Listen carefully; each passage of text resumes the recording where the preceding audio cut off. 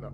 Evening, all. JC and Dave here from What an Excellent Day for a Podcast. And let me start here by saying how we are both fucking chomping at the bit to cut it up with our special guest tonight. Now, if you listen to the show, you know our love for found footage horror. I love this subgenre and always have.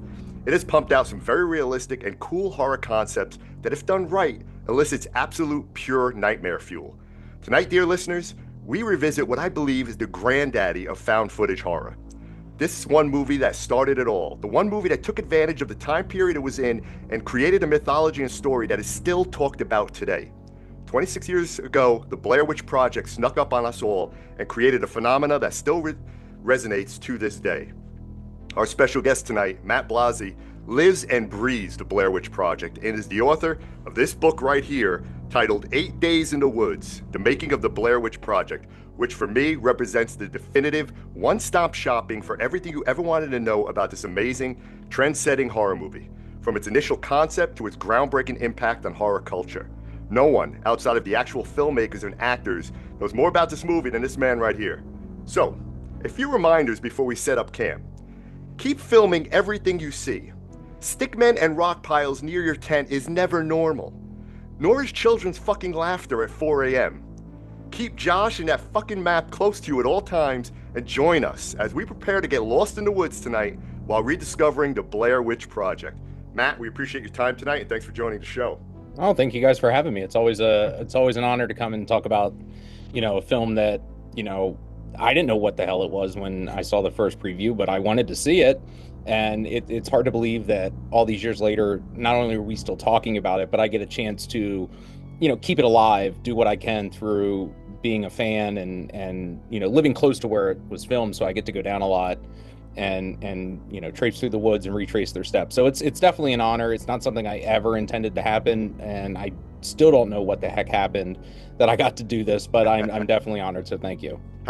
Appreciate it, Matt. How close are you to where it was filmed? About 2 hours. Oh, all right. Yeah, it's to me 2 hours is like I can go down on a Tuesday after work, do something, and come home. That's nothing for me. So it's I'm down in Maryland a bunch of times a year. When I was working on the book, I was down in Maryland probably once a month, either doing something Blair Witch related, something book related.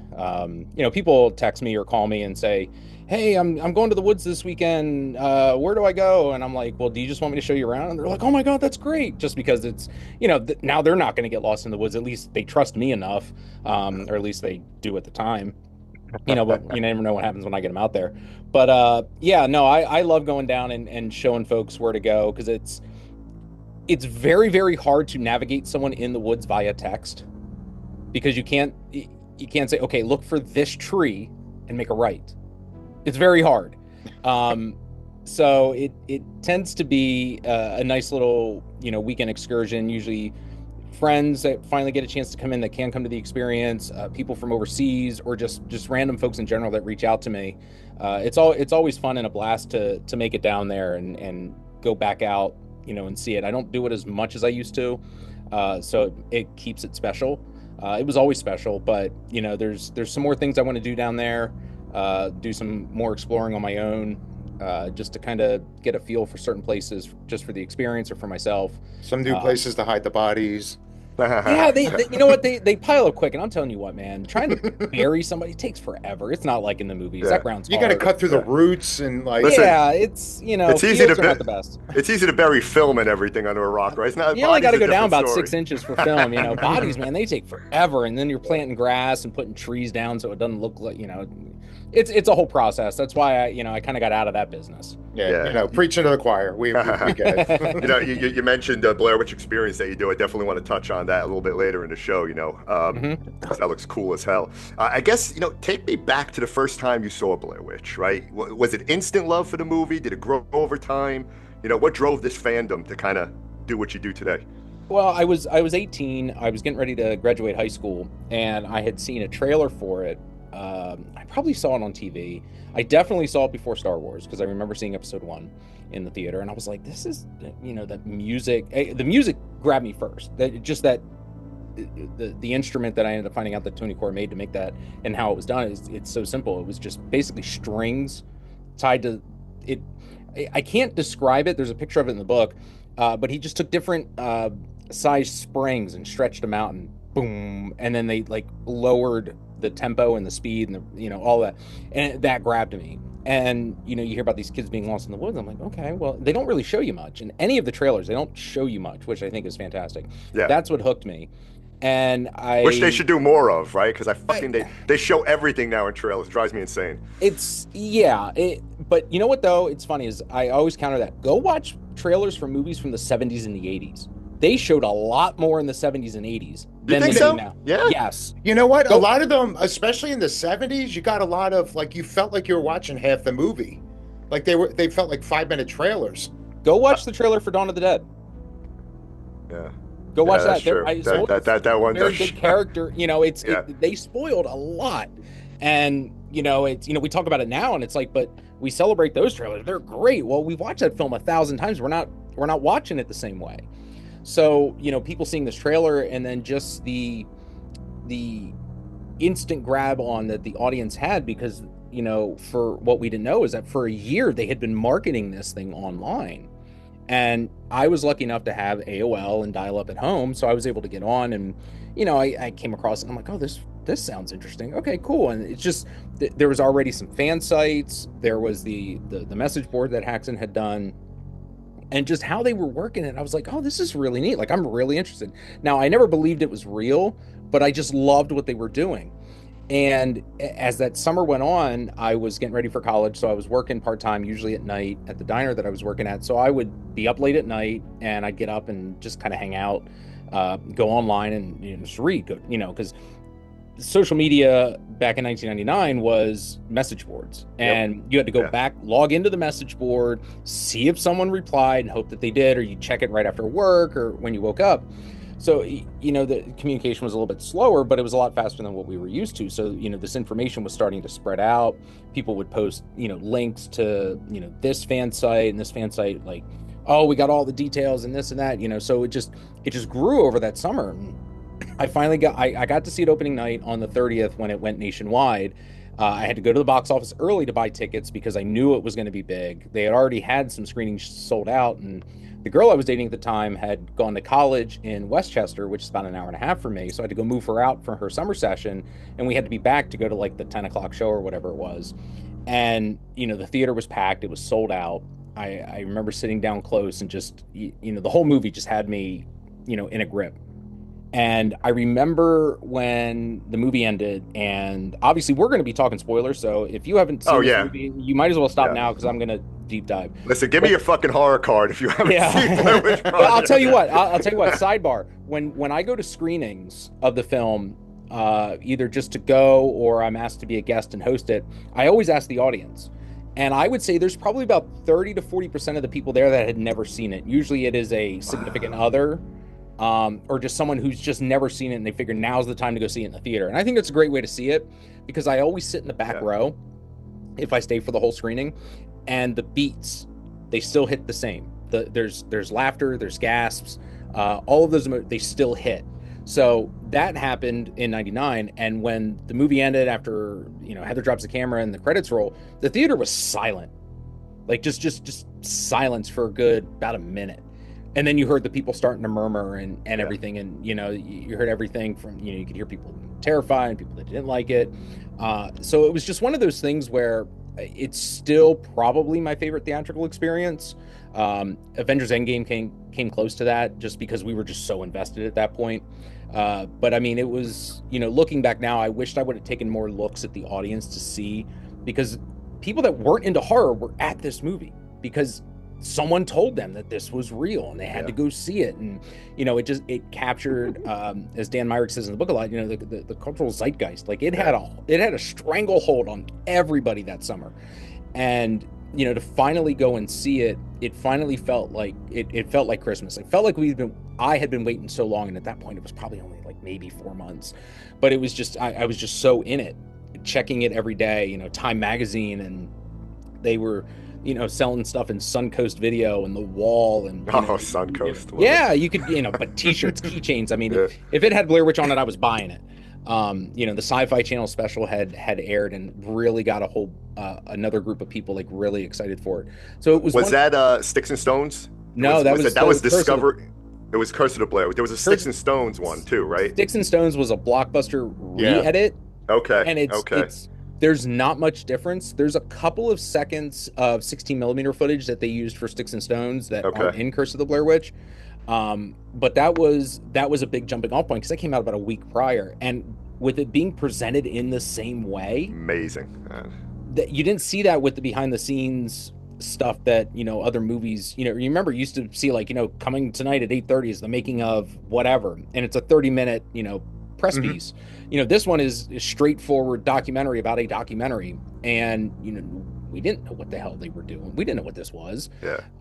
So that was just one of those summers where you couldn't get away from it if you wanted to, and there were some people that didn't want to see it because they're like, no, I can't watch this. This is gonna, they thought they were gonna watch a snuff film, and it wasn't that, which I loved more because as a lifelong horror fan, we're used to the gore and the violence and the the jump scares, and Blair subverted all of that, and I think that was very smart because you build.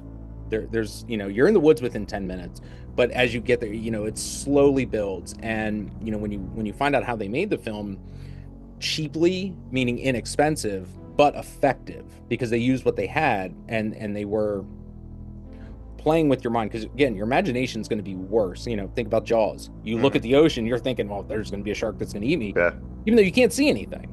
I don't go in the water, but Matt, I haven't gotten in the water since I was a kid because of Jaws. So I've jumped off the bridge from Jaws. I decided, when I went to Martha's Vineyard the first time, we jumped off the bridge that Chief Brody was running across, and apparently it's a big thing to do in Martha's Vineyard, and they even have a shirt that says like I jumped off the Jaws bridge and survived.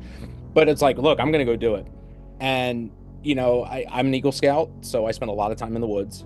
So I knew, I was very relatable to what was happening. Now, I've never been lost like that, but, you wake up at 3 a.m. to go to the bathroom outside your tent, you can't see very far.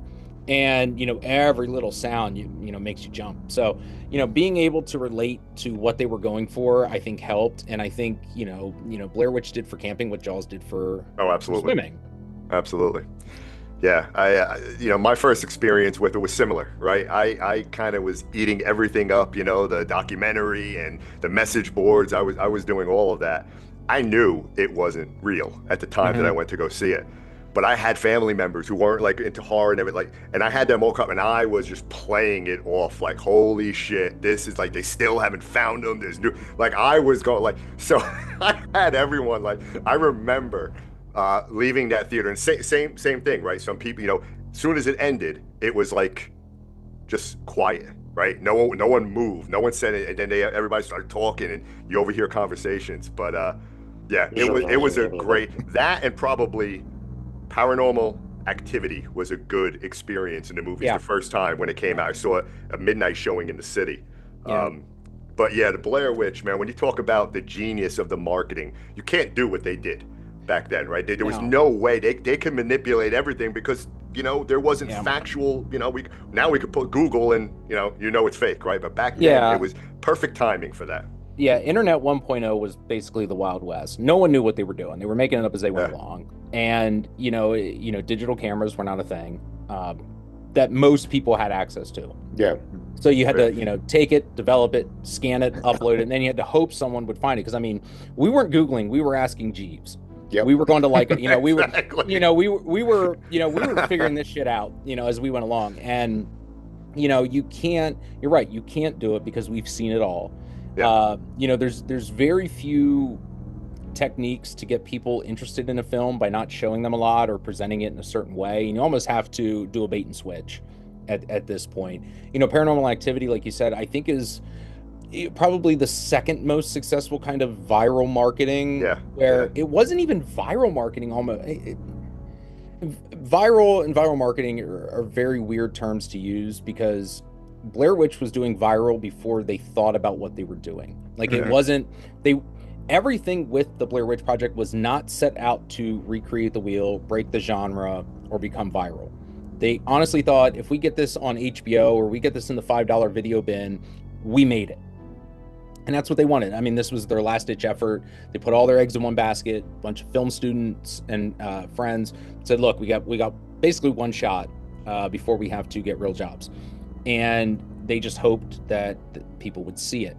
And when you look at, something like Paranormal Activity, it was on the cusp of social media. We had, MySpace was still in play with Facebook, and that was pretty much it. We didn't have a lot of other social media, so it was good for that to kind of catch on in that space, to where people would go to the website and have to like demand it. There wasn't instant data like we have now, and I remember that's probably one of the last.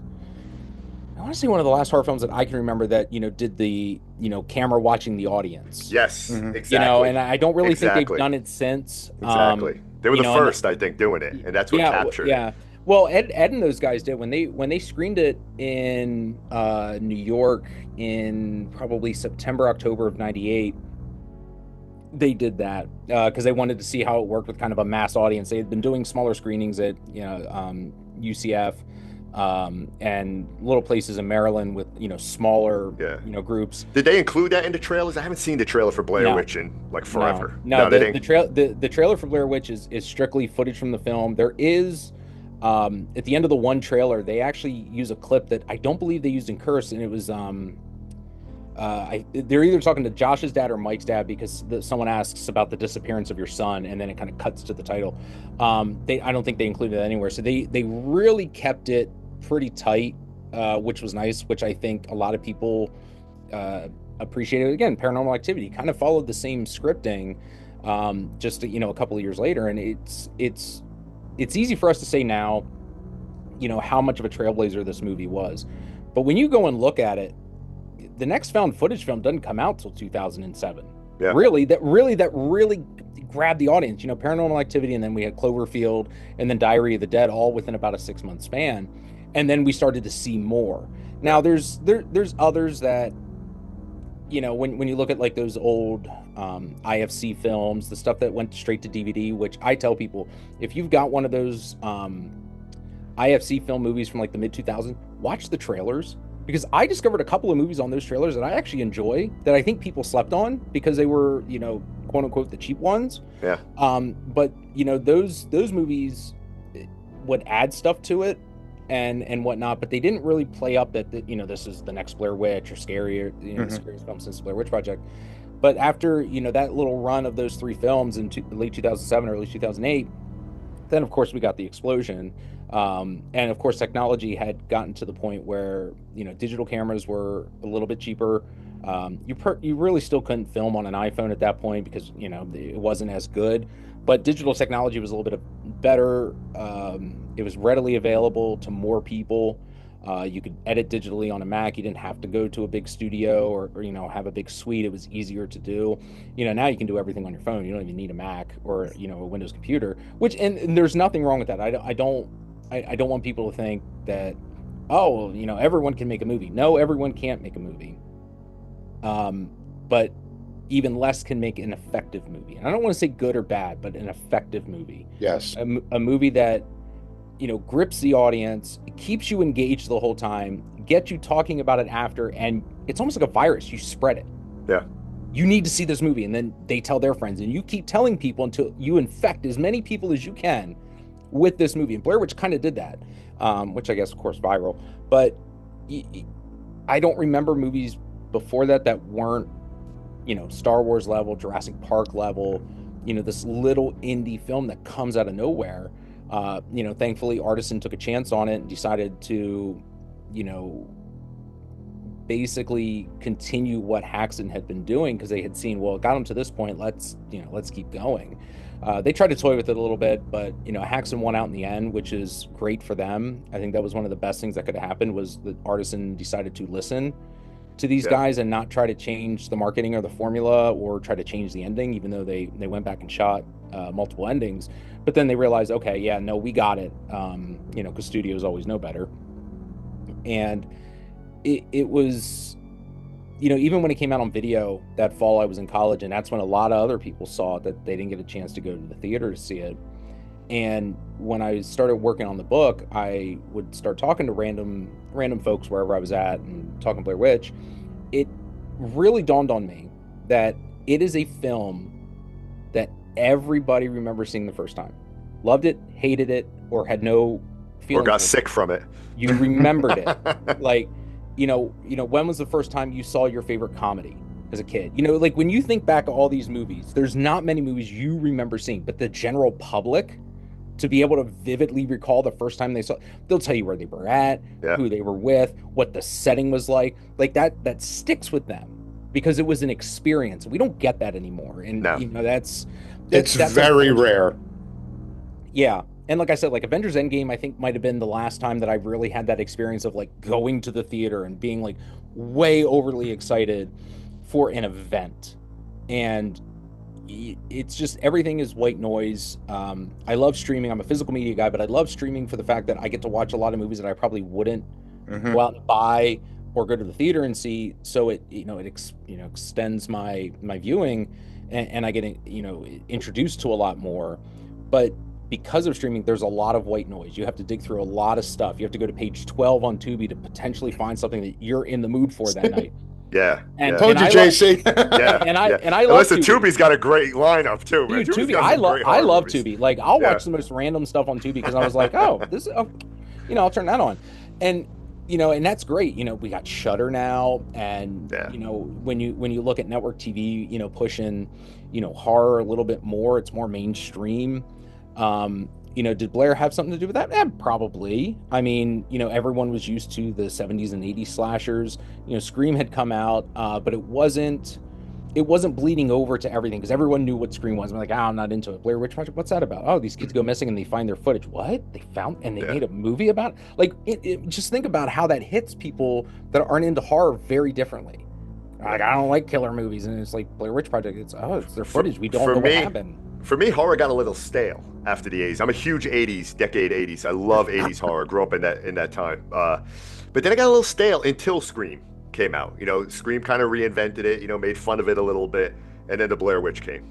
3 years later, right? It totally changed it. I mean, early mid-90s horror was you're right, it was very stale. They were riding the last bit of the coattails of the 80s and the 70s. Everybody was kind of burning out. There wasn't much going on. And then, Wes Craven comes in and says, all right, well, we're going to turn this on its head and we're going to go meta and we're going to have a little bit of fun with this, but then we're going to make it scary. And, my daughter's 14. She loves Scream. That's probably, her favorite franchise next to Halloween.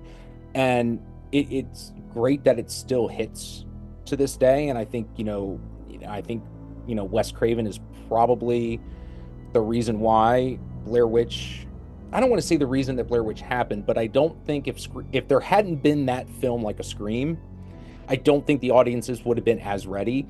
Plus the internet happening when it was happening. A year before Blair Witch, not enough people would have seen it, and a year after, we were already online. So it probably wouldn't have worked the way it did. And kudos to Ed and everyone, because they just had this idea to build a world. They just didn't put them out in the woods. They built this entire world that, obviously, what Curse of the Blair Witch was what the Blair Witch Project was supposed to look like. And they couldn't fit the two together, and they had a lot of conversations about it. And every time they'd cut away from the film and go to the documentary, even the filmmakers were like, no, I want to get back to what Heather, Mike, and Josh are doing. And they screened a 3-hour cut at the Enzion in the summer of '98, and they had whittled it down from 21 hours. And Kevin Fox, who ended up becoming executive producer, said, that's your movie. And they're like, no, we're not done. And he said, no, you're done. Take that other stuff, lock it in a cabinet, save it, but edit this down, because this is your movie. And they were like, no, it's not. And they were like, no, just go this path. And they eventually kept trying to put something of that documentary at the beginning or at the end, or something somewhere in the middle. And they just, every time it just didn't work. And Ed and Dan basically were editing 2 different cuts of the movie at the same time, trying to figure out how to make it work. And, they look back now and they were like, that was the stupidest thing we ever did. Like, we just wasted time. And they just decided to gamble it and do the title card and run with it. And I think that's what a lot of found footage films don't do anymore, because they really call attention to the fact that they're found footage. And, or selfie cam, stuff like whatever it is you want to call it anymore. But they really draw attention to it. It's like, hey, look at me, I'm filming. We got hey guys. yeah, we got Deadstream, which I really like. I think that's a good use of that. Dash cam, a lot of people don't like the character, the main actress, the character, but I think it's effective because she's Ubering, she's a little brash, she's not someone you particularly care for, but all this stuff starts, so there's a reason for it to be happening. And I tell folks, the next time you go and watch the Blair Witch Project, you are the fourth filmmaker. Mm-hmm. When you watch it like that, like, you are immersed. They don't, Josh and Mike always kind of call attention to filming, but they're filming for a reason. And it's always that documentary thing. They're not trying to disprove somebody or, try to one up someone. They're filming to document because they don't have anything else to do. Yeah. And at that point, and Heather's going to do it anyway, because no matter whether they tell her to stop filming, she's just going to film. And it's great because she makes you believe that she is that filmmaker. That she's got nothing else left. She is a filmmaker through and through, and she's going to see this film through until she can't anymore. So you can buy into that, because we all know people like that are going to see something through whether or not they know that this isn't going to work, but they've got to see it to the end. And you believe that. And the fact that the dialogue is 100% improvised. Oh, I love it. It's in their voice. They're talking like they would normally talk. Mm-hmm. And there's not one of those quirky exposition dumps in the middle of the movie where they discover a tablet or a book that, shows you the entire mystery, and then they cut the flashback and you see all this stuff happening. Mm-hmm. There's no grand reveal. So I think, when you take out a lot of those tropes and cliches and you're left with what scares you, and you don't expect to not have this stuff, it makes you pay attention more. Mm-hmm. And, when you're constantly not like hiding your eyes because something's jumping out and there's no music, so you can't, you don't know what's going to happen. And, that all of that combination to me is just, it was a perfect storm, the perfect time. And you had filmmakers that said, look, we know we don't have much. Let's work with what we got. Let's make it as scary as we can. And, let's get it made. Because I think that's the hardest part. Filmmaking is overthinking. You wait till you have the best equipment or you have the best crew, and you let a lot of time go by. And by the time that you're ready to film, you've kind of already moved on from that project. You've kind of started thinking about the next project, or, something else has happened, life happens or whatnot. And these guys they spent, 2 years on this film. They started planning it, 95, really hardcore planning it, 96. And then of course, 97, they film their big pitch tape. They get it on split screen. And then they film, and they spent all of 98 filming what they called phase 2, all the documentary stuff and editing. Had they done that, it still probably would have gone to Sundance in 99. But I think they probably wouldn't have sat with it as much because they were filming phase 2, they were editing. Had they just had this grand scheme, they would have probably done it and, maybe washed their hands of it, got it into Sundance, and maybe not done the marketing that they did. I don't know. It's hard to say. But I think there was a reason why they were able to pivot that way when Kevin showed up to that screening, and it stuck with them, and made them spend more time to get it as polished as it could for it to be an effective film. They don't want it to look like a film. Mm-hmm. It's supposed to look like it's on videotape. Yeah, I just love, in reading your book, Matt, I love just how they went about making this film, right? How they just set him up, they let him out there and they left little notes, right? Here's how you should feel and why, right? And this is what you feel today, now go. Like, Heather's last scene, note that you had there, this is the end, the lowest you will ever feel, hopeless, leave a few words, follow Mike tonight, film it all. I mean, it's just leaving those little breadcrumbs, right? And then the way the actors and action did, the way they just kind of took it and ran with it. And Mike had some of the greatest scenes. I mean, so Mike had some of the greatest, like, things to say. He really had some. That's great Mike's dialogue. Personality. That is Mike's personality. I spent a lot of time with Mike, and Mike, and that's how Mike is. Behind the camera, off camera. It was them turned up to 11. They let their personalities go. Hog wild. There was a lot of real life tension with Heather and Josh at the time. Two very alpha personalities. Is that why Josh, because I think initially it was supposed to be Mike, right? That was going to be, taken out. But I think they removed Josh because of, that whole tension. And Mike and Heather's relationship was a little bit more dynamic. Yeah, they realized after the rain day, when they went back to reshoot the rain day, which they only used one quick scene in, they did have to have a talk with Heather and basically, look, you need to tone it down. You're going to lose these guys for real, not just characters, but they're going to walk out because you've got to temper your attitude towards them, basically. Heather took it very seriously, and they all did, to their credit. But I think there was just something about the mixture of Heather and Josh's personality where Josh loved to needle her. Oh yeah. At that time, they were young, 22, 23, 24. So they were pushing their limits with each other. They obviously were hired for their improv skills, and the ability to, be left unsupervised to give, good takes. Because again, they didn't watch those tapes until the end of the day. So every time they dumped the tape off at a checkpoint, they'd take them back home and watch them that night. And then the next day's notes were at direct responses to what they got on tape. Mm-hmm. So it was a very fluid and organic type of film. And they would pivot and say, okay, Mike, you're pissed today, but then Mike, tomorrow you're kind of like, you're over it. Yeah. And they didn't let each other read each other's notes. So they didn't know what the other person's scene was. Genius. And they would get them through the day because they kind of knew where they wanted them to go as characters. And they realized after about the third or fourth day, if we pull Mike, Heather and Josh are going to kill each other. And they were dead serious. They were like, you're going to wish they died in the film.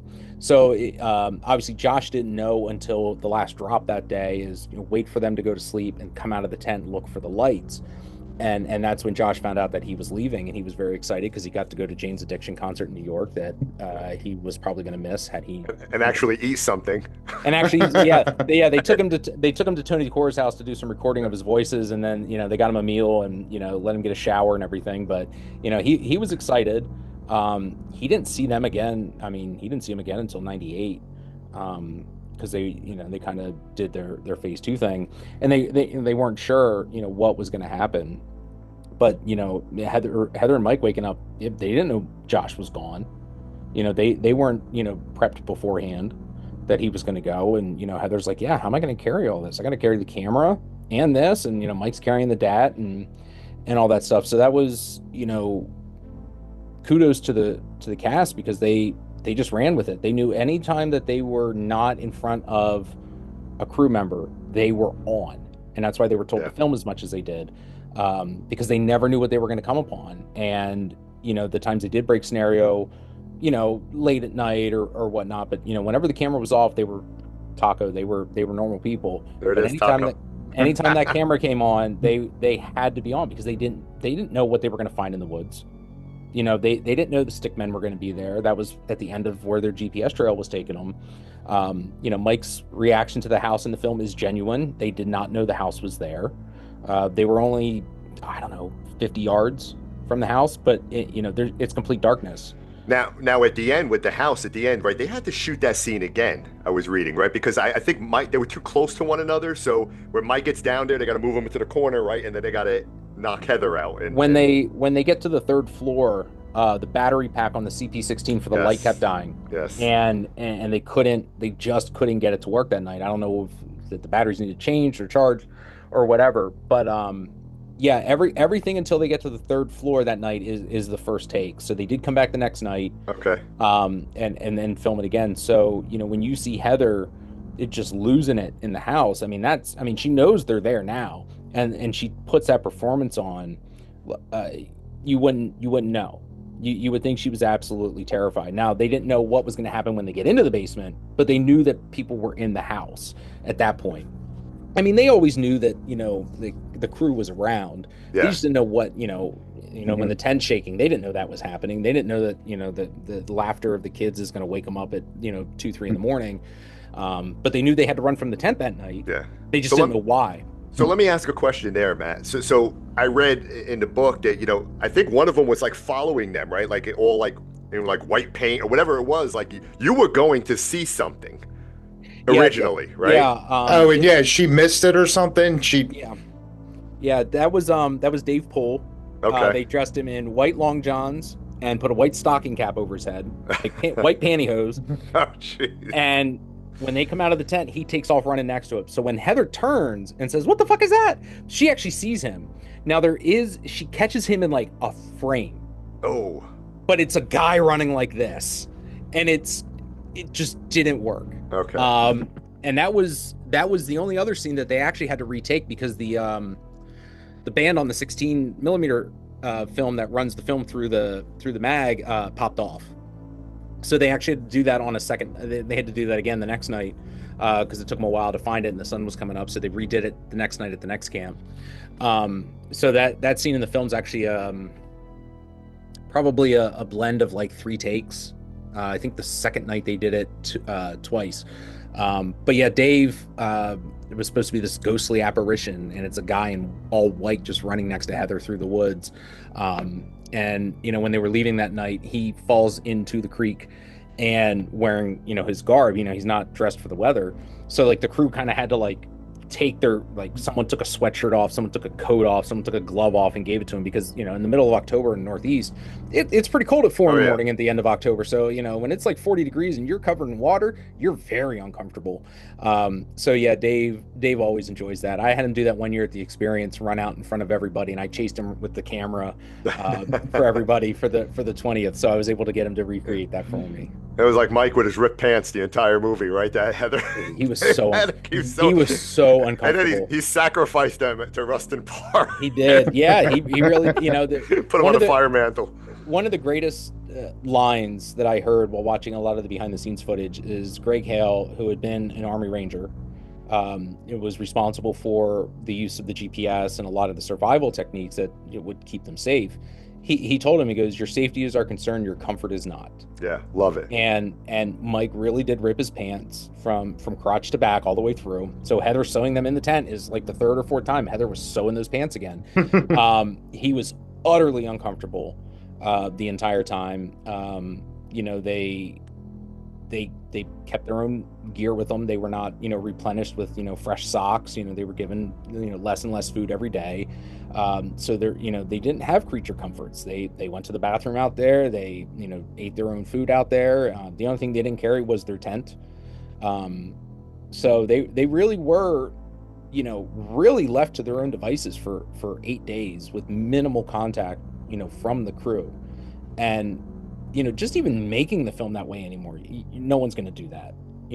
There's just no way any sort of production is going to allow their actors to go into the woods basically unsupervised for a week and hope that you get something usable out of it, because you just can't do that anymore. It was funny. Josh's final words in the tent was, "My mom's mashed potatoes and a piece of ass." Yeah, he knew he was going to get both soon because he knew he was leaving. So he was like, "Yeah, this is what I'm getting as soon as I get back." They rode the bus from New York together on the way down, and Josh had brought his own camera, and there's footage of Heather, Mike, and Josh just kind of goofing around in the, on the bus, and that's when Heather, she pulls out her knife. She goes, "Yeah, I brought this just in case," because young 20-something female with 2 guys in the woods. Yeah, she's got to take some precautions. But you can, even in that footage, Josh is kind of already kind of nudging her a little bit. And that really got ramped up on their first or second day, especially in the motel when they were absolutely wasted. They really did get wasted in that hotel. They drank a lot. Yeah. Did they smoke? She was asking for weed. I'm sure they did. They might have. Yeah, they might have. I don't know. That was supposed to be an outtake. That wasn't. Yeah. But I mean, they got blitzed. I mean, there's like a 15 or 20 minute scene. You can find it online. It's people call it the poetry slam. It's where Mike and Josh read poetry back and forth to each other. They're just absolutely hammered in that hotel room. And then they do walk across the street at that point there was a restaurant there. And they walk over like very late at night while they're drunk and get some late night dinner. But they went through their food pretty quick. Like they blew all their money grocery shopping, and they had to borrow money, I think, to eat at the diner on the second day. But they didn't really have any hot meals after the first night, where they made a campfire, because they pretty much ate it all. So they were given food by the production after about probably second or third day in the woods, and giving them less and less. That's it's sleep deprived, no food. Right? They were, that's method, but not by your own volition. Yeah. They're putting you in this scenario where you're going to be delirious. You're going to be you're going to be tired, you're going to be starved, you're going to get a little confused. Obviously they were safe. They didn't have any accidents, outside of mechanical accidents. I mean, them crossing that log that first day in the woods, they were terrified. They being the crew were terrified. They had one CP-16 and one DAT machine. And if those got wet, they were done. That was it. And I remember, Dan and Ed were sitting up on a ledge and they're watching. They actually videotape them going across. And it takes them a good 40 minutes for all three of them to get across. Yeah. So it's, they were like, yep, let's take them through here. Well, let's hope that they get across this. They kind of put them in some precarious situations and, thank God. Speaking of that log, I mean, look, I think Heather's performance in this movie is fantastic. I think, her confession at the end is iconic. That's an iconic scene in horror history. But even her emotional scene, right, when she's realizing we're fucked, we're lost. She's like, it's not the same log. It's not the same log. It's not. Mm-hmm. And then she's like, it is the same. It's just that scene of how she's crying and that build up.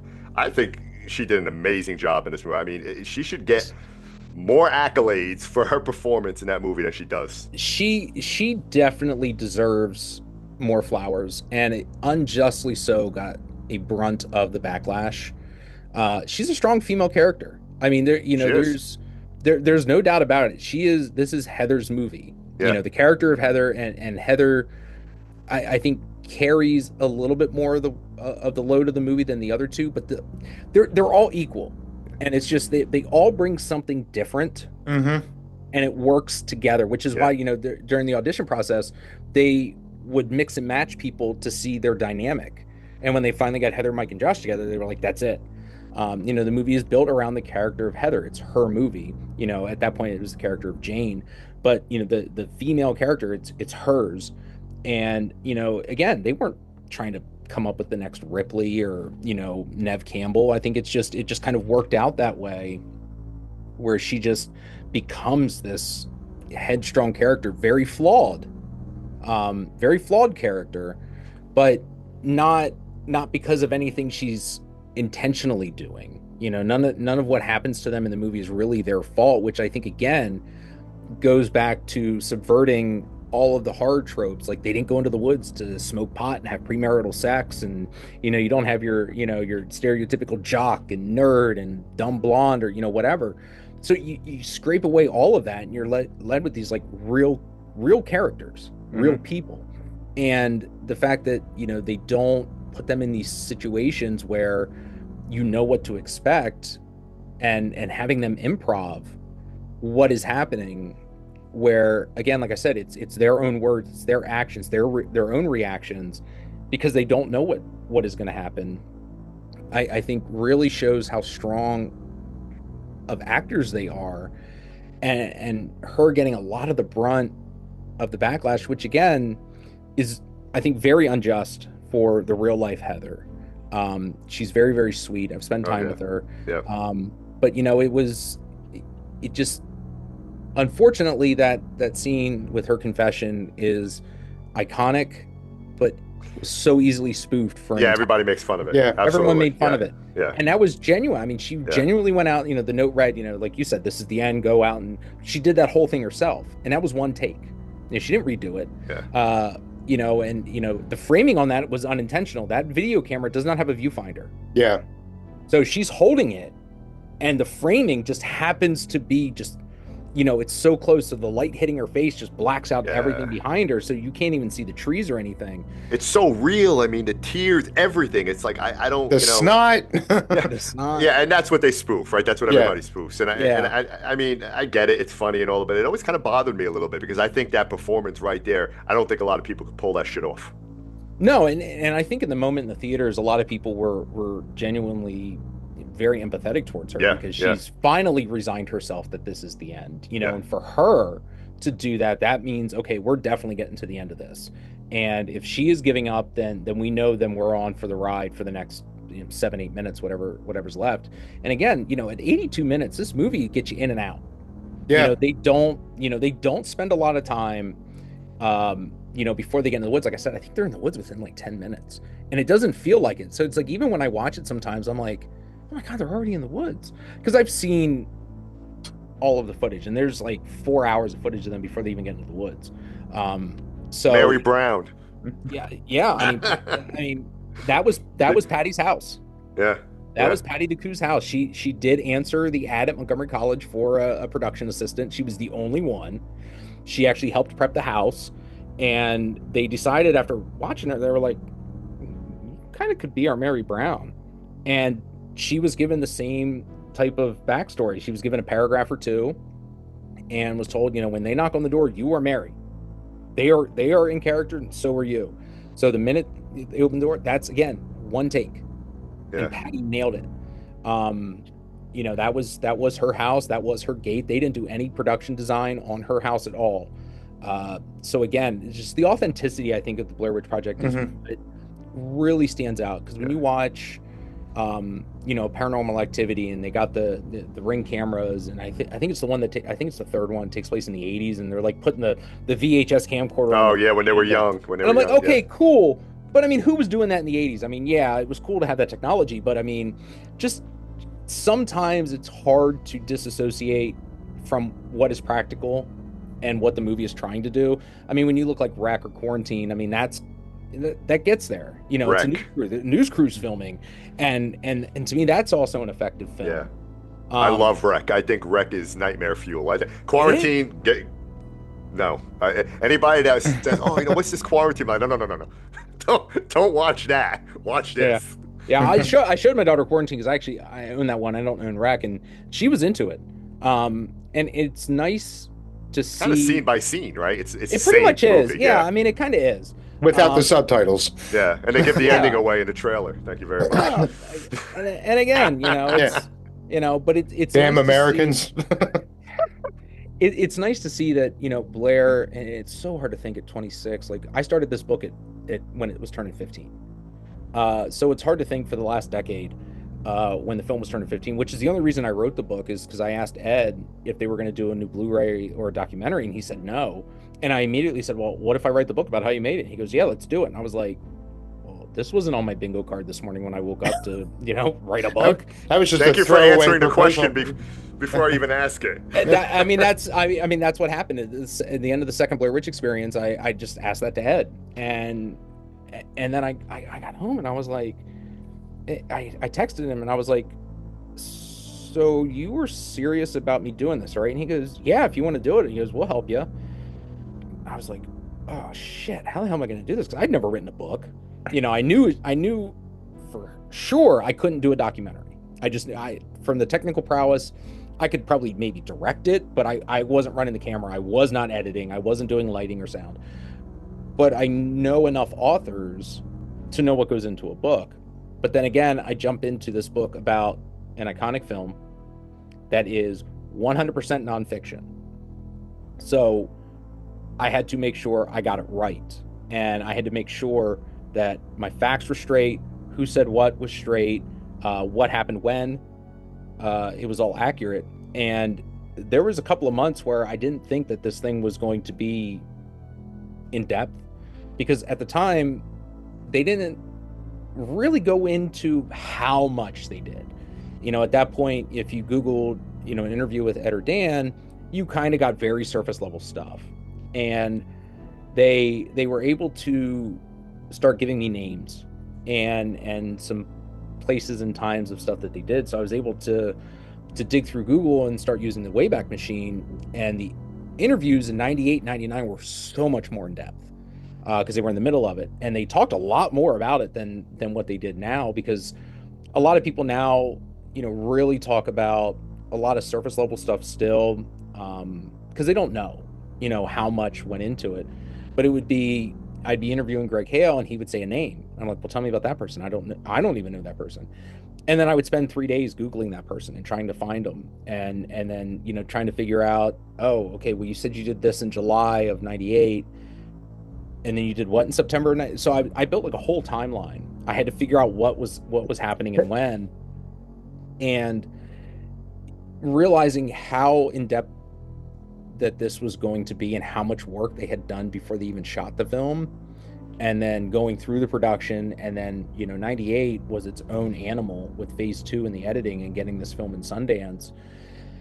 It ended up being a lot more than what I initially thought. I thought I was going to do I don't want to say a puff piece, but it wouldn't have been, it would have been a, very thin book because, yeah, they shot him in the woods and they did this. And, I didn't know at that time how much had gone into this before they even got into the woods in 97.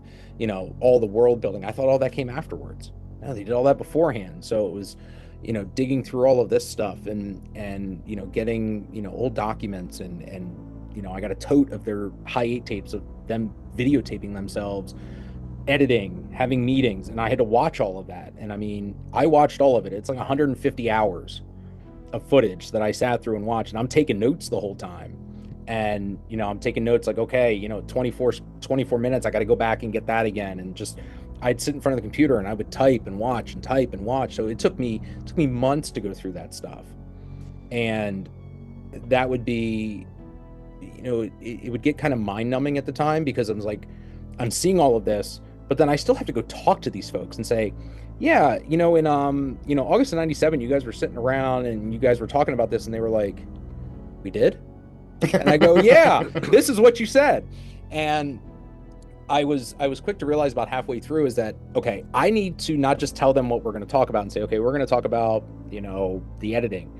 I started going through and giving them kind of, detailed questions like, blah, blah, blah, blah, like, 3 or 4 sentences of what I wanted to talk about. And I would send that to them like a week before and say, look, I'm going to jog your memory. Here is what I'm going for. And that actually helped them recall. Yeah, prepare for it. Yeah. Yeah, what they had forgotten. And, it got to the point where, when I was writing the book, they would start calling me and be like, hey, I was just talking to someone about this. Like, didn't we just talk about this for your book? Like, what happened? So when they are calling me about their movie, I started going, what the hell is going on? I went to a screening with Sanchez one time. It was one of the Alamos in Virginia, and he was doing a live commentary. And he's about 30, 40 minutes in the movie, and he turned around and goes, Blazi, what night was this? Like, what were we doing here? And I'm just sitting in the audience, and I just wanted to go and hang out. And I'm like answering Ed's question about the movie. That's and, great. And it's just one of those weird, byproducts of working on this is that, pulling the curtain back on this film was very interesting because I remember in 99 getting the DVD and listening to the commentary. And it was really the first time there was like an in-depth discussion about the making of the film. And I remember them talking about like, oh yeah, we're sitting in the woods. We're probably like 30 yards behind them. And it's like, didn't take the shine off of it for me, but it started to make me look at the movie very differently.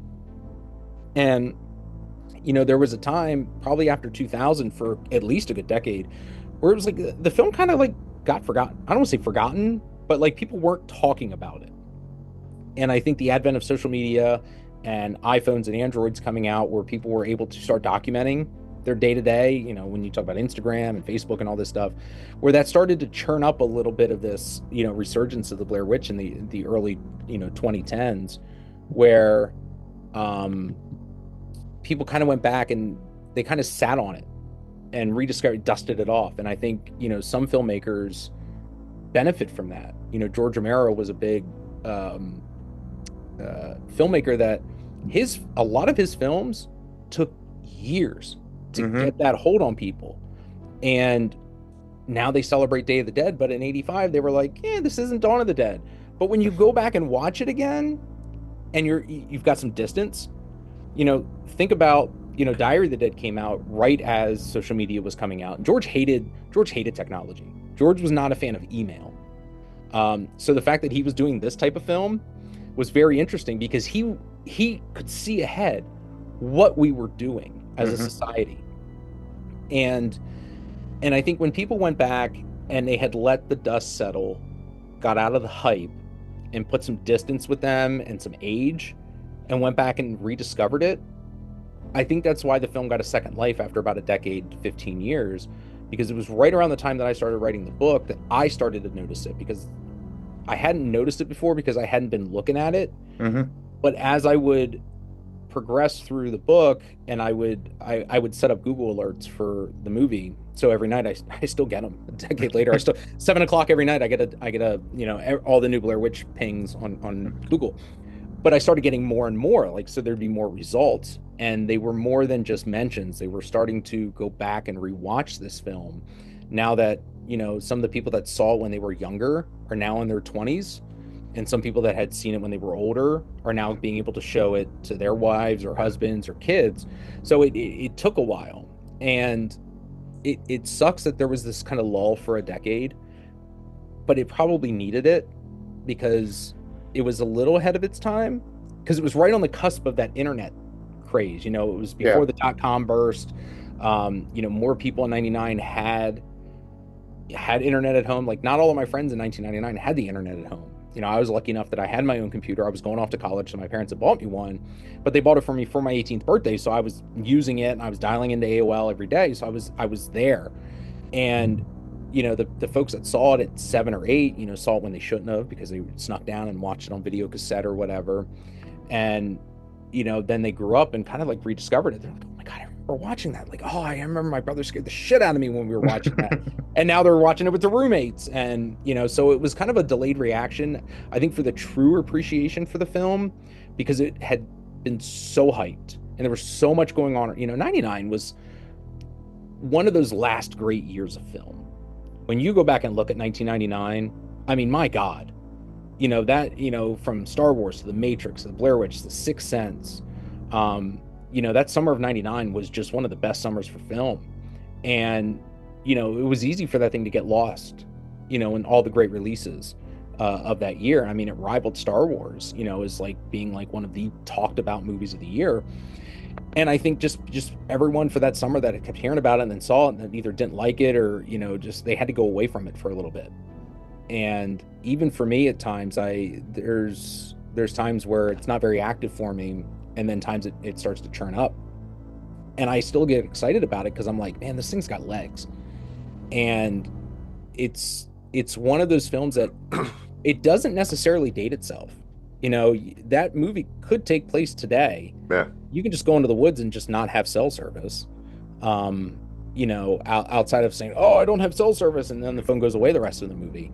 But, it is kind of timeless. It doesn't call attention to the fact that it takes place in 94. It was filmed in 97. Mm-hmm.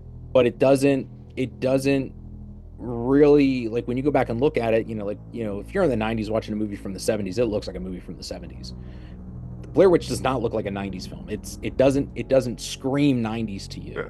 So I think that's why a younger generation can grasp onto it, because, even with my kids now, that, of course, I was born in the 1900s, I'm so old, but it's one of those films where you're not looking at the hairstyles, you're not looking at the clothing, they're not making pop culture references. The ones that they do were already well established, and they're still going to resonate with future generations for the most part. But, they, initially, Ed wanted to have a time travel component where they were driving around and they turned the corner. All of a sudden, like, all the cars are from the 70s. Like, he wanted to have that kind of time manipulation thing happening in the movie before they even got into the woods. They just weren't able to pull it off. That was one of those early roundtable discussions that they were having in his house, was that, like, why are these people wearing bell bottoms and, leisure suits and stuff? And, they kind of got away from it. And they just kind of adapted the time manipulation thing into the movie, because a lot of people don't realize that if you didn't watch Curse of the Blair Witch or read the dossier, you didn't know that Rustin Parr's house burnt down. They burned his house down after they hung him. But there's his house. Yeah. So, and Dan kind of say, when they get to that Stickman area, the witches got them. Once they cross that, they're once you see them, that's it, right? You're lost. You're not coming back. You're done. You're done. You're not getting out. And it's so subtle. That's pretty cool. It doesn't hit you right away.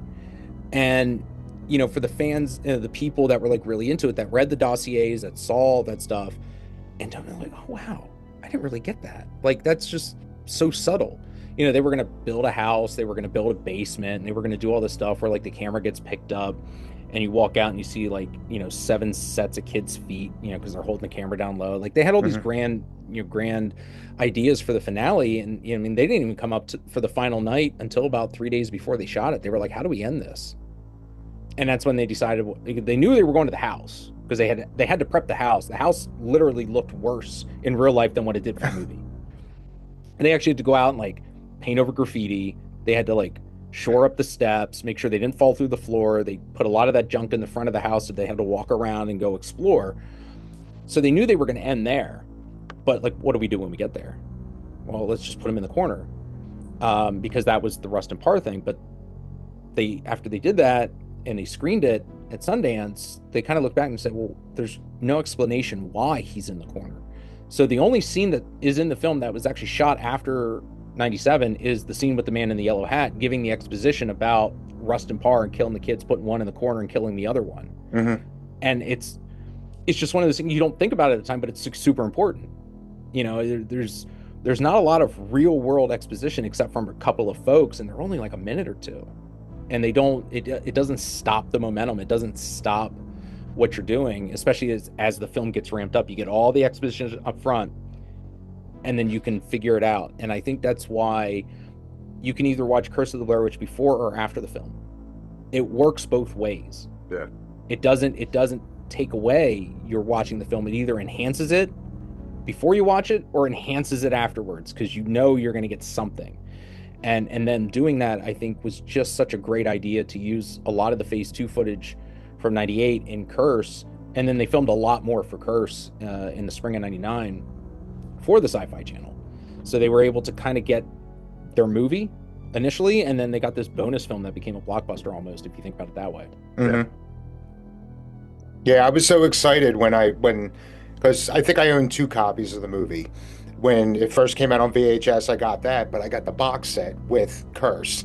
I was like, oh my God, this is like the greatest form of tech ever. And then fast forward a few years, I finally got the Blu-ray, and yeah, it was, you're right.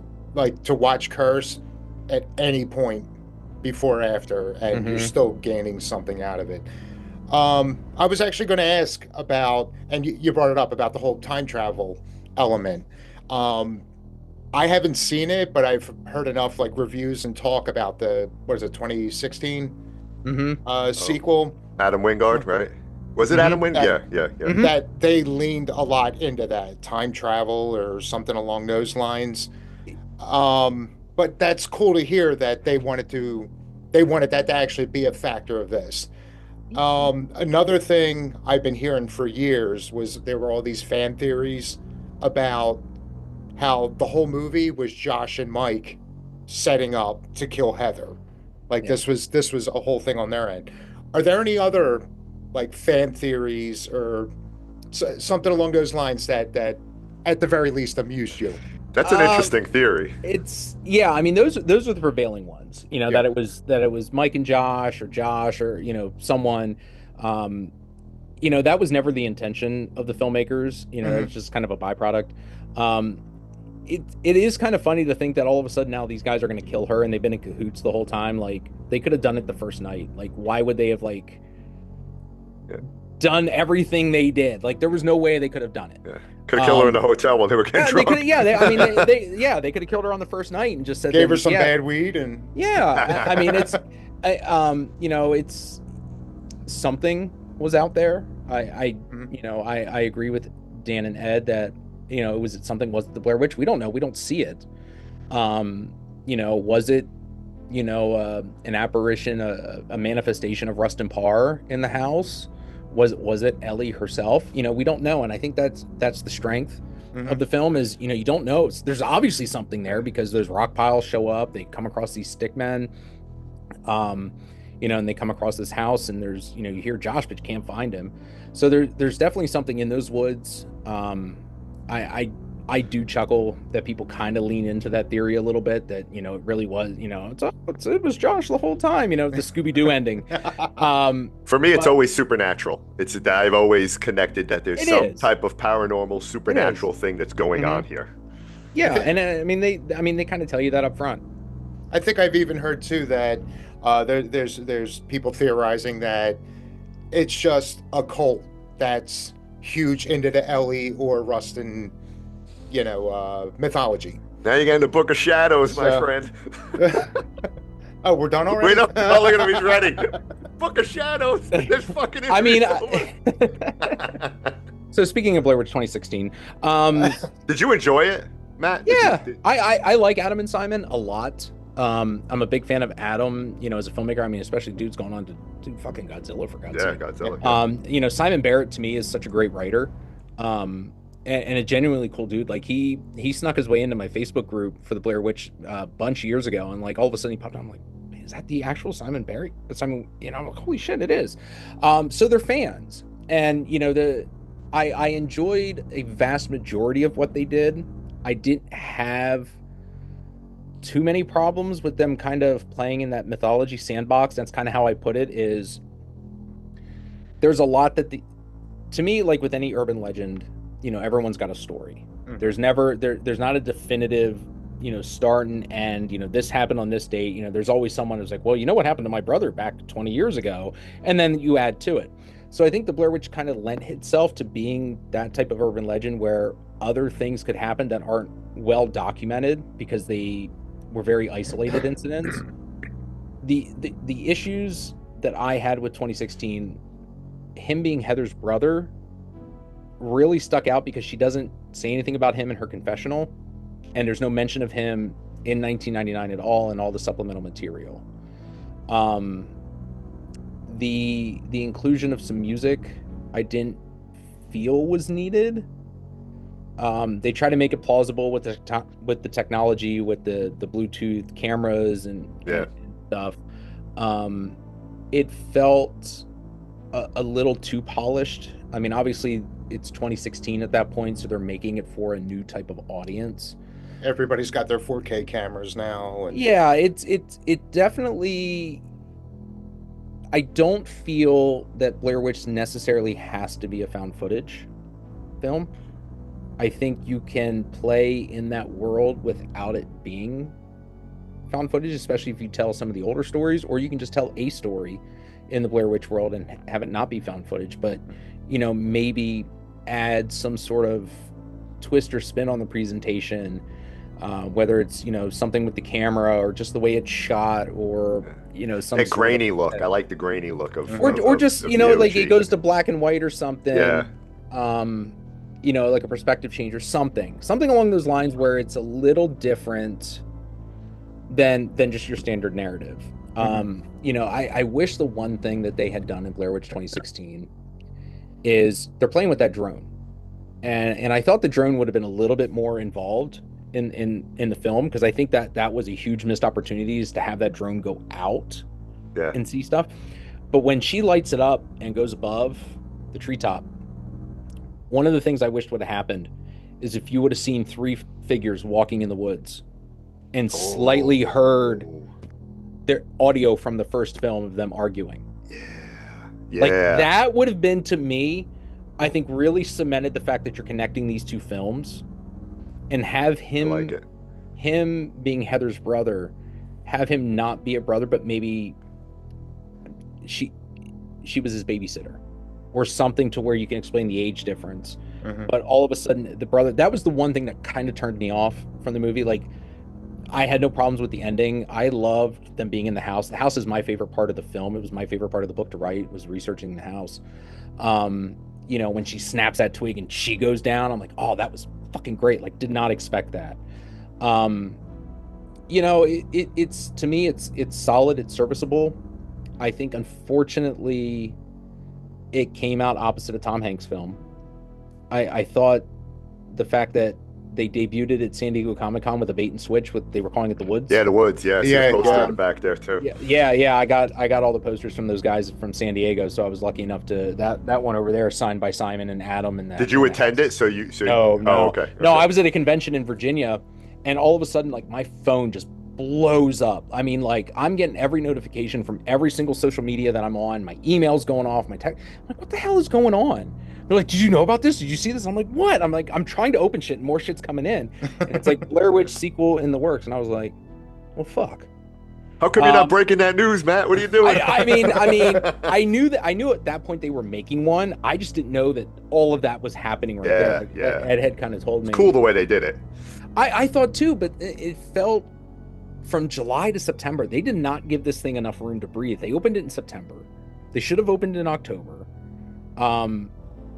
And then just one of those where they just, I think the thought of nostalgia and bringing people back after 15 years, 16 years at that point was going to work. And I think them doing a found footage sequel, which I'm glad they did a sequel, they could have done something else, where it was in the same world, but maybe it could have been someone going out in 2005 trying to find Heather at that point, or it could have been about Mike's brother, because they mentioned Mike's brother. But I wish it had done better. Blair Witch is not a film to me that screams franchise. It's very much trying to fit a square peg in a round hole. Agreed. Now, that doesn't mean you can't do things with it. We got that great Hunt a Killer game that came out a couple of years ago. I think it can live on as maybe an anthology. You could do an anthology film, 3 30-minute tales set in different parts of the Blair Witch mythos. Yeah. It could be a mini series, like on Amazon, like a 1 season or 2 season or whatever, because it's very quick for that subject to run its course. And I think that's the detriment when you try to go back to that well and you try to do the same thing now, potentially a third time, because Blumhouse has it. Are they going to do found footage? I don't know. I don't want them to. There's no reason to do that. I'm a little nervous. I think everybody is, because think about it. It's like them trying to go and remake Jaws. Yeah, I'm a diehard Exorcist fan. Like, Exorcist for me is the granddaddy. That's my favorite horror movie, and I did not enjoy. Well, the fact that Flanagan is now on board to do the next one excites me. Flanagan could film the phone book, and I would be there opening. Amen. Day. Absolutely. I think he's gonna. I just met his brother Jamie. Randomly, like 2 weeks ago. I was at a convention, found out they were walking around dressed as one of the Shining twins, and and a friend of mine came up to me and she's like, "Where are you at?" I'm like, "Well, I'm at my table." She goes, "Oh, stay there," and I'm like, "What's up?" And she goes, "Do you know Jamie Flanagan is here?" And I was like, "Jamie, like Mike Flanagan, like brother?" She's like, "Yeah." He's like, "He wants to meet you." And I'm like, "What do you mean he wants to meet me?" She's like, "Oh, I was telling him about your book and everything." And I was like, "Oh shit." It's just so weird how that how the Blair Witch just bleeds into everything else. It's one of it can be a unifying force for people in not just the horror fandom, but just in pop culture in general.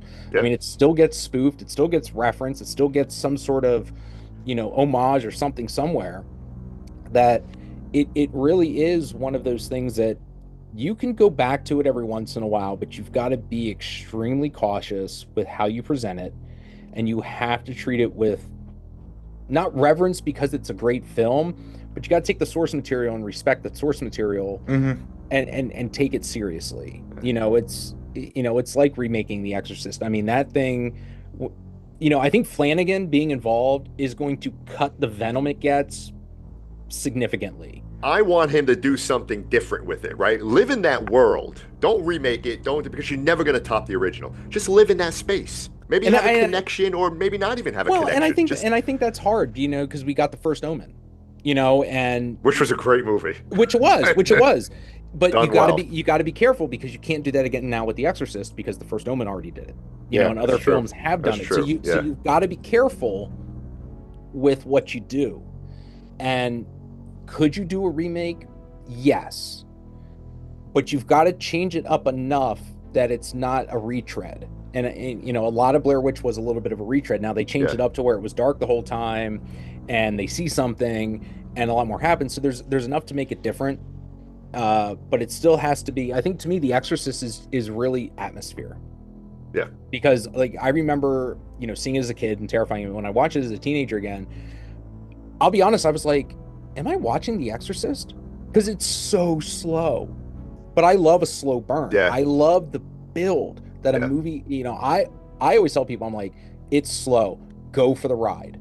Absolutely. Do not worry that you're 30 minutes in and nothing has happened, because you're going to, it's about the journey, not the destination sometimes with movies. Lake Mungo? Let me ask you about Lake Mungo. Dave and I love Lake Mungo. I watched it, I think, for the first time last year. I wished I liked it more. I didn't dislike it. I didn't. I think maybe my own thoughts, it was going to be different. I enjoyed it. It had a great atmosphere. I was sitting there and I'm like, okay, this is, but I don't know if either I did myself a disservice in hyping it up in my own head, or listening to other people very excitedly talk about it, that I didn't I don't know if I did it a disservice, and I should go back and rewatch it. 'Cause I think I watched it about a year ago. It might have been, I think, last summer. I was, like I said, I was actually bummed I didn't like it more, which doesn't mean I disliked it, but I think it's one of those, I have to go back and sit and watch it again now that I've had some time, and I don't overly remember a lot, which I think is good. So I can go back and maybe watch it again, and this time when I say temper my expectations, meaning I'm going to allow this film to go, I'm going to go on the journey the film wants me to go on, and not think about the first time I watched it. Yeah. And I think sometimes people don't do that anymore, where they hear about a film, it's hyped up, they watch it, and they were like, that wasn't as good. And I was like, well, this is why we shouldn't always talk film with people, because I think sometimes we hype up the movies we love, and we want our friends and family to like it, and they don't. And we're crushed. Yeah, we're crushed, because I think, you know, when people say like, oh, I didn't like the Blair Witch Project, I'm sorry. And I'm like, why are you apologizing to me? Like, first off, I didn't make it. 2, you never have to apologize for something you like or you don't like. Yeah. I mean, you know, if you came to me and said, well, I didn't really care for your book because blah, blah, I'm like, okay, that's fine. You know, I get that. I loved that book, by the way. Loved it. Thank you. Learned a lot. So, but it's just one of those things where I think it's this film, like Blair Witch, like Star Wars, like Jaws, The Exorcist, being there live while it's happening, it's very hard to replicate. Nostalgia is a hell of a drug. I say that all the time. Yeah, we remember the first time we saw it because we were alive in '99.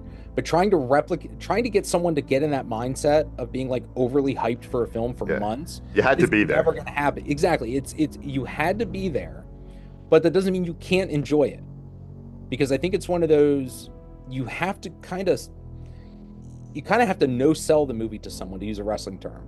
It's like, I think you should watch it. It's great. And leave it at that.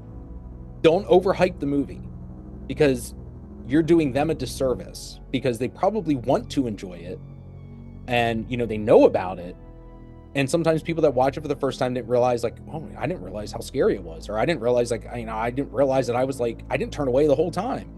So I think, you know, when you talk about films like Blair Witch and Jaws and Exorcist, is, yeah, it's scary, or, you know, it's a fun time, but kind of leave it at that.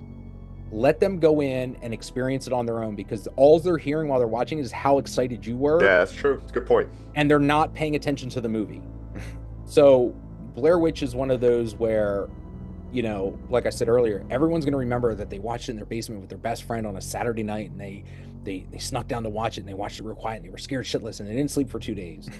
You know, they're going to tell someone that, but then stop there. You just described The Exorcist the first time I saw it.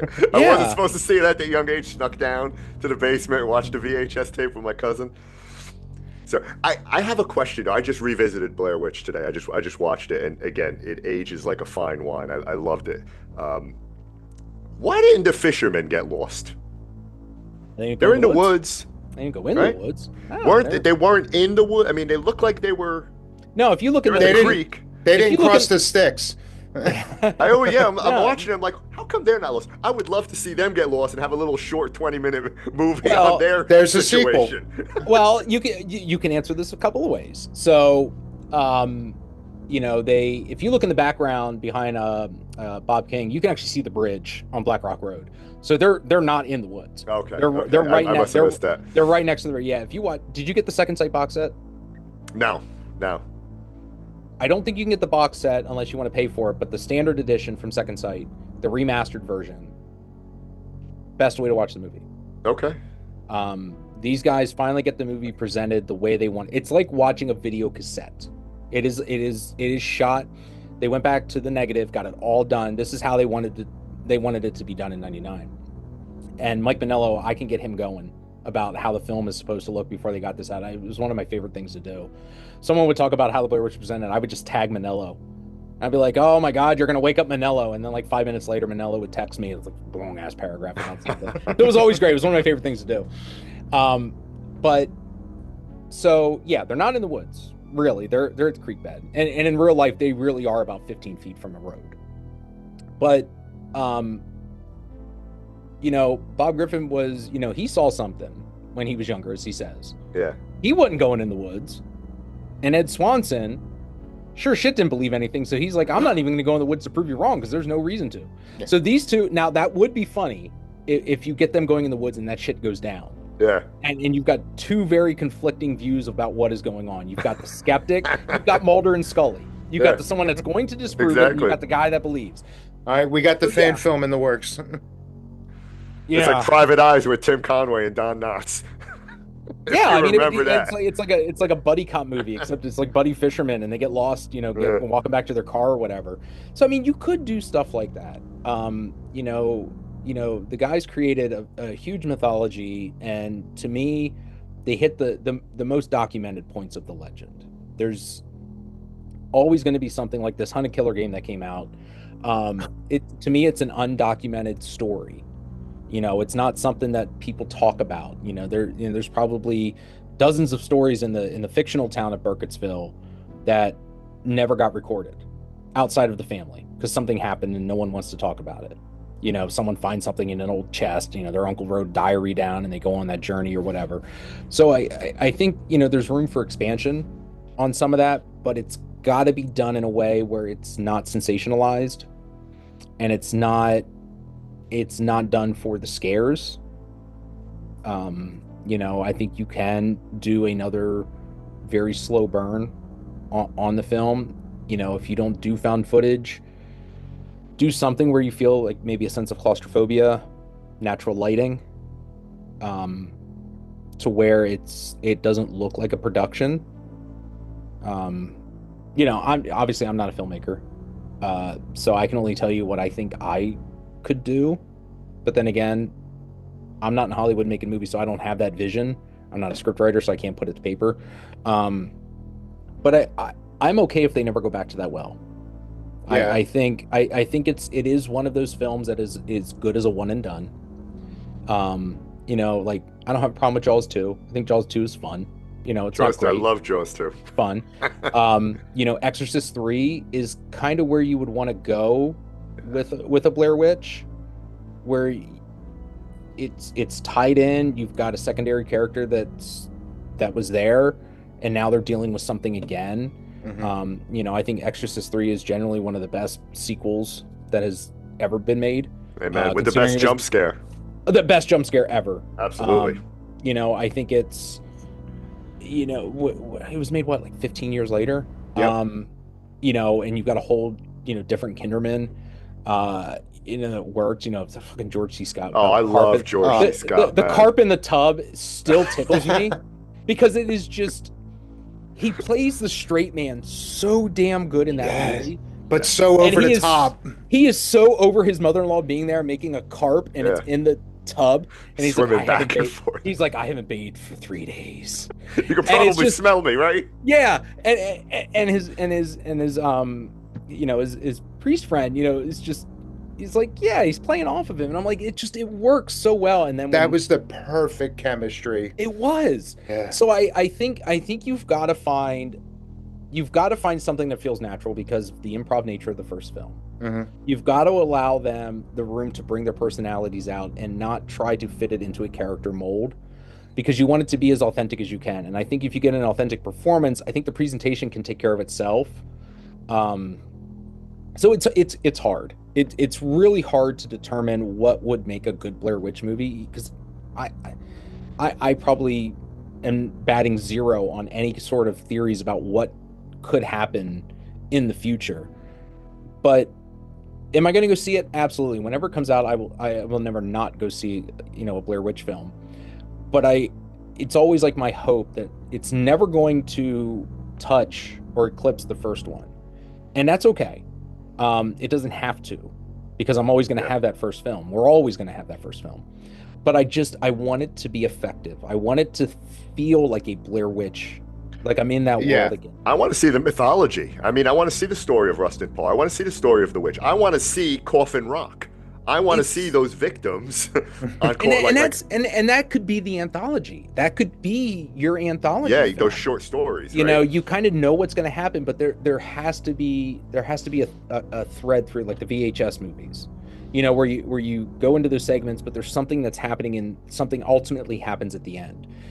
And again, not a script writer, not a filmmaker, but it's like you would have to be, you can't even watch it because they were obviously filmed, they happened 1700s and the 40s, but something would have to happen afterwards to be a catalyst to kind of tie it all together, because you kind of just, Rustin Parr dies, the folks at Coffin Rock get eviscerated and whatever, and what happens to Ellie.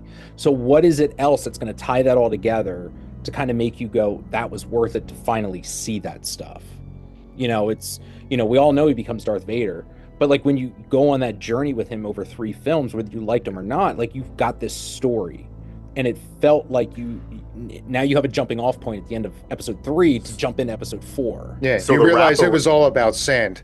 It was all about sand. So the wrap around, right, is to be like you're telling these stories, and then you're wrapping it around that you have Mike, Josh, and Heather, and they're actually learning about this, right? This is kicking off their desire to make a documentary about this now. You right? find out they were in a lecture.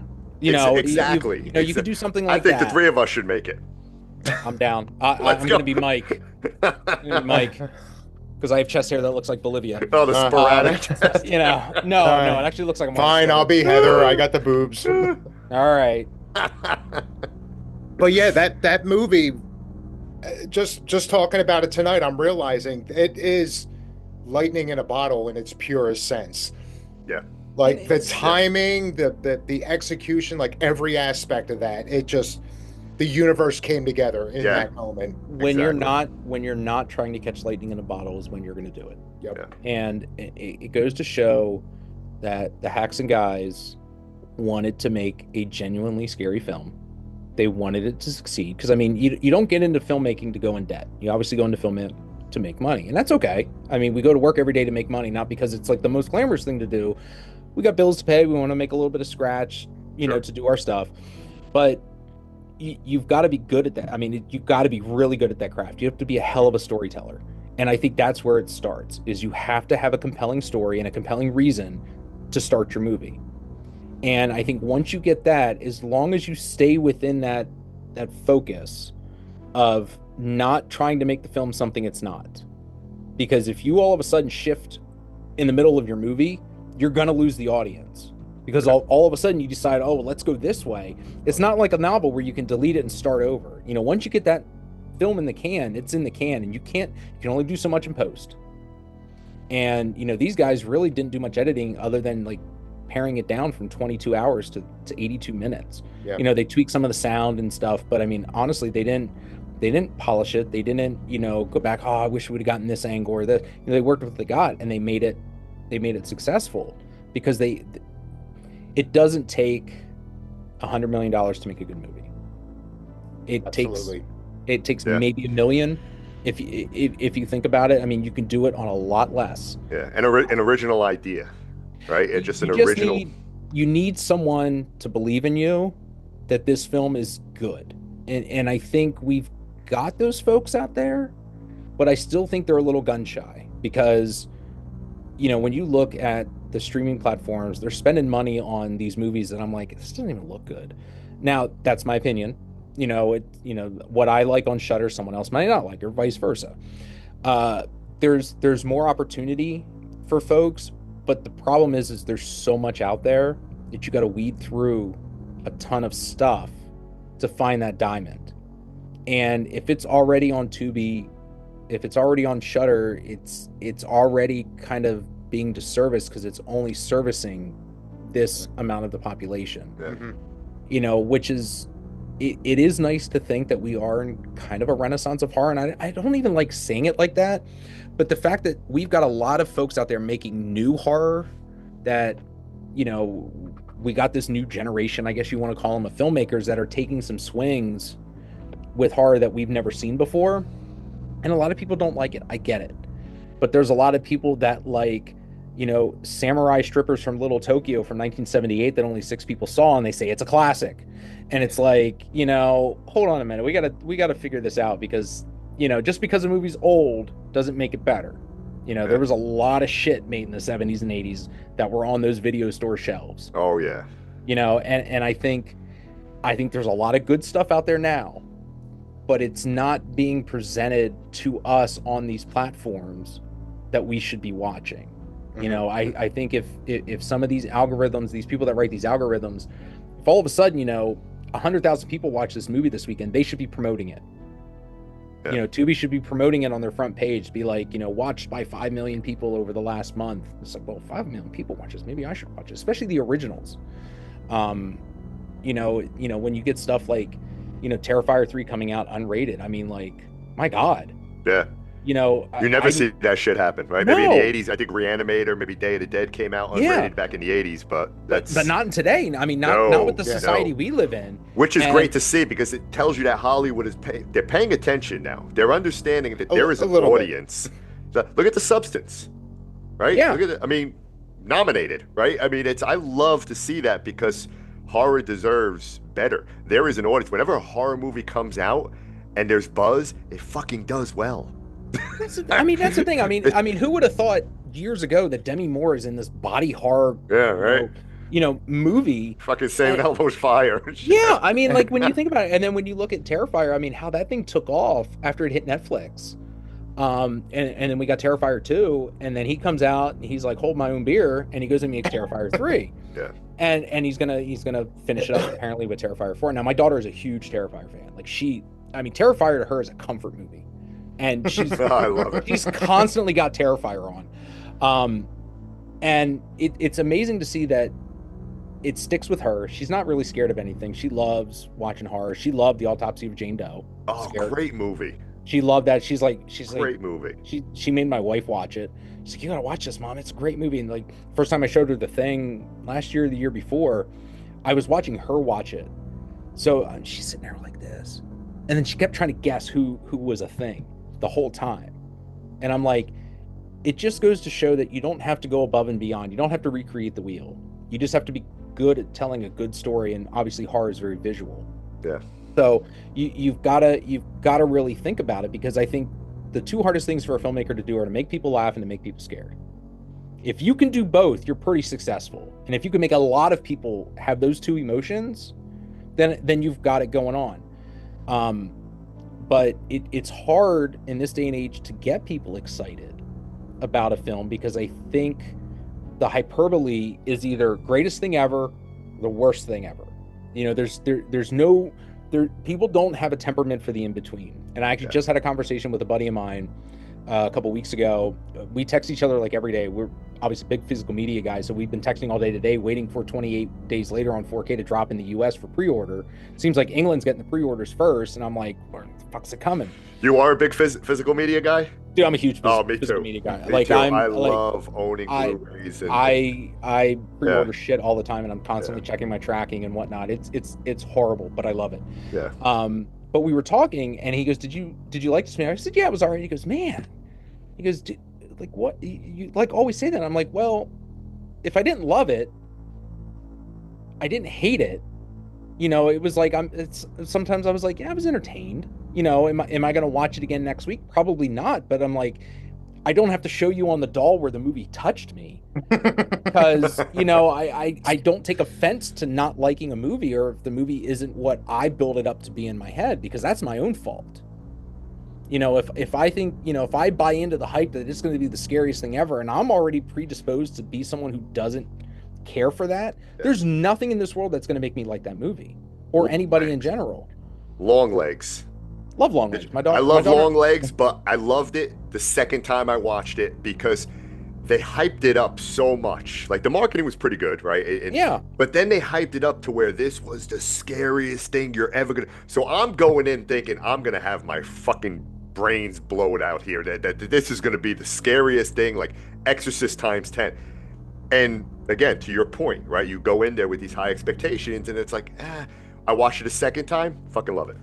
Yeah, I think one of the great things about Longlegs is it kind of sets up the type of movie it's going to be, and then you get the hype machine from the studios going that, you know, we got to get buzz going. It's like, well, you don't have to get buzz going, but you got to get eyes on it, and you're already setting yourself up for failure if you get a bunch of people in there and they don't particularly care for it.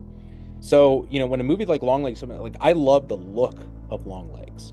I like the pacing. I like the cinematography of it. I like the sound, the music. I loved his voice. His voice, yeah. I mean, I think this back half of Nick Cage's career has been fantastic. Oh yeah. I think the shit that he's been doing the last 10 years is going to be remembered as like, we did not appreciate Nick Cage in our time, because, you know, for what, most of the 2000s, he was making some shit. You know, he was in some pretty non-memorable fucking lottery winner. Yeah, I mean, happen to you. You know, but again, I love National Treasure. You know, it's just I like history. I think it's a quirky movie. It's I come down here in my den sometimes. I'll just turn it on because I'm like, it's just one of those movies I can blank out, do some work, do whatever. Have it on the background. But you know, when you look at like Pig, Longlegs, you know, the Unbearable Weight of Mouse, Renfield, like just we're getting these performances that I think people get predisposed to not like because they saw something they did a couple of years ago and didn't particularly care for it, or they buy into all the shit we see online all the time about, you know, making fun of an act, you know, the memes and shit. And I'm like, we gotta turn the corner a little bit and get back to it being okay to like movies and not being so self-centered that it wasn't the movie that I wanted. Yeah. I want a good movie. I want to be entertained for 90 minutes to the point that I am engaged in watching it. Yep, exactly. If I get 45 minutes in and I realize that I'm like, fuck, what the hell just happened? What did I do for the last like 10 minutes? I'm going to see it through. If it sticks the landing, then I'll probably go back and watch it again. But I don't particularly care for this mentality lately that everything that comes out is bad. There is obviously bad movies. There's always going to be bad movies. It's a lot of good though. It's a lot of good coming out. I think if they stop trying to be the next great whatever, it'll change the audience's like, if you stop trying to use The Exorcist as your barometer of how scary your movie is, you'll probably be more successful. I mean, look at the horror movies that came out last year. Last year was a fucking fantastic year for horror. Last year spoiled Late Night with the Devil, you know, us. Alien, Romulus. I mean, you had so many great horror that came out last year. Man. Yeah. I just watched Late Night with the Devil the other night. I was like, I got the I think first time seeing it, or no, I saw it in theaters. Okay. But I got the box set from Umbrella for Christmas, and I was like, you know what? Yeah, let me pop this open, because I think I had watched it a few months ago again on Shudder. I was down here and I was like, I just put something on. But I sat there and watched it. Like, I knew what was happening. I could have been doing other things, but I was like, just again, how they presented that film, it made you feel like you were in the 70s. Yeah, the aesthetic was amazing. Yeah. You felt like you were in the crowd. Yeah, and that is my one small criticism of it, is I wish they wouldn't have cut to the black and white stuff behind the scenes. I wish they would have kind of kept you in the crowd, or like kept you like in the monitor or something, because I felt like it wasn't a bad thing. I just felt like it would have just been nice to kind of stick there. Like it's hard to kind of explain. It makes sense in my head. I didn't have any problems with it. Again, I loved it. I thought it was awesome. Yeah. But I wish they would have just kind of like, I wanted to be a part of the audience the whole time and not always know what was happening. And kind of, you know, with his relationship with the therapist or whatever her profession was, have that kind of come out after the end. We weren't all like in the know. But like stuff like that. But again, like the look of Longlegs, the fact that it takes place in the 90s, you know, now. And they don't smack you in the face with it. They just got the Clinton. Yeah, it's yeah. I mean, when you think about it, like, you don't really know where you're at until you see the picture of Clinton. Yeah. And I think that's great, because again, stop pandering to the audience if your movie doesn't require it. Yeah. It can take place at any time. You know, like when you look at like It Follows, like what fucking cell phone is she using? Like, it takes place in modern time. It doesn't. The seashell fucking thing. Like I never seen a nook that looked like a seashell. It was like such a weird addition. Yeah. But it always threw me off. But I'm okay with that. It doesn't add or take away, but it kind of lets you know that this isn't something you need to worry about when the movie takes place. And I think I'm not quite sure why Long Legs takes place in the 90s, maybe just for the lack of technology for her to be an FBI agent to kind of track this person down without having, access to all the files on the computer. I mean, hell, she's using microfiche at one point. And I'm like, you could technically still do that in 2025. It's getting a little antiquated at this point, but I mean, to kind of like throw it back. But, I like having some, we're getting a lot of period movies too. The X trilogy is one of my absolute favorites. Even like something like Midsommar, you kind of take the technology out of it and you go into, the wilderness of Sweden or whatever. I like how they're not always leaning into being ultra modern or, using the technology to get themselves out of it or use it as a crutch or Deus Ex Machina. But then again, I saw Drop the other night. I had fun at Drop. I've been hearing a lot of whispers about it. Yeah, What is Drop? I didn't even hear. It's the movie about a girl goes on a blind date and someone keeps airdropping her that if she doesn't kill her date, then they're going to kill her son. Oh, so it's kind of like a whodunit. You're trying to figure out, like, watching the movie, like they're dropping clues and hints and here. My daughter had a good time with it, and I did too, because I was like, okay, this is kind of how you use the technology, in a horror movie. Pretty effectively, and it's getting harder. I think we're when we talked about the marketing of Blair Witch, we're never going to see that again. No. We can't. We're well. I wish we could. I really wish we could experience that, but I know we can't. I would love to see a horror movie come out that doesn't show you a damn thing except like maybe a title card. It's going to get people talking because they're going to want to know what the hell it is. And I want it to be different. I love different. Well, Cloverfield did that. The marketing for Cloverfield was fantastic as well. That was just... I love not knowing much about a film when I go see it. I watch like maybe a trailer, but I don't want to dive too much into it. I want to be excited for it. Like I know I'm an oddball. I want to go to the movies. I want to like the movie. I want to be entertained from start to finish. I don't try to pick it apart. I'm not trying to, say it was crap, and I'm not saying it's the best thing. If I liked a film and I say it's my favorite film of the year, it might be on the bottom of your list, and that's totally fine. That's art. Yeah. But I love movies. I love to be entertained. I love when a movie grabs me and won't let go, that I got to go watch it again. Or I got to, I tell my daughter, I'm like, you need to go see, we're going to go see this movie in the theater. I think you're going to love it. She surprises me with, she wanted to go see Nosferatu. And I was like, you want to go see Nosferatu? I was like, it's kind of a slow movie. And she goes, no, I want to go see it. And we went and saw it. I mean, I love that horror is generational. Yeah. And, it can be timeless. My daughter loves the first Texas Chainsaw, doesn't like the second one. I don't know whose kid she is because the second one is better. But, that's the fun thing is, we can have these discussions about, what is scary, what is not, but I think I'm trying to instill in her and my son is, let's just go have fun at the movies. Let's go watch it, because it used to be, we're probably all similar in age. We didn't go to the movies on a Tuesday night. We went to the movies on a Friday or a Saturday. Oh, yeah. That was it. Absolutely. Sunday matinee. Yeah, my daughter will come home on a Tuesday night after cheer practice and she's like, Dad, I want to go to the movies. And I'm like, honey, it's like 9:00. And she goes, yeah, the movie starts at 9:30. I'll take her ass to the movies on a Tuesday night. And it's like, so we have so much access to movies. We have so much that we can see. And I want to, give her those memories because, Netflix is never going to replace the video store. It's especially not with their horror selection anymore. No. I mean, it's funny to see, scrolling through some of the stuff and I see the movie and I'm like, oh my God, I remember that video cassette on the shelf. And it's like, I never rented a particular movie, but I remember seeing it every single time. That kind of drove our choices back then. I mean, I remember, growing up in the 80s when I went to the video store, there was no, and I talk about this a lot in other shows, you had the box cover art.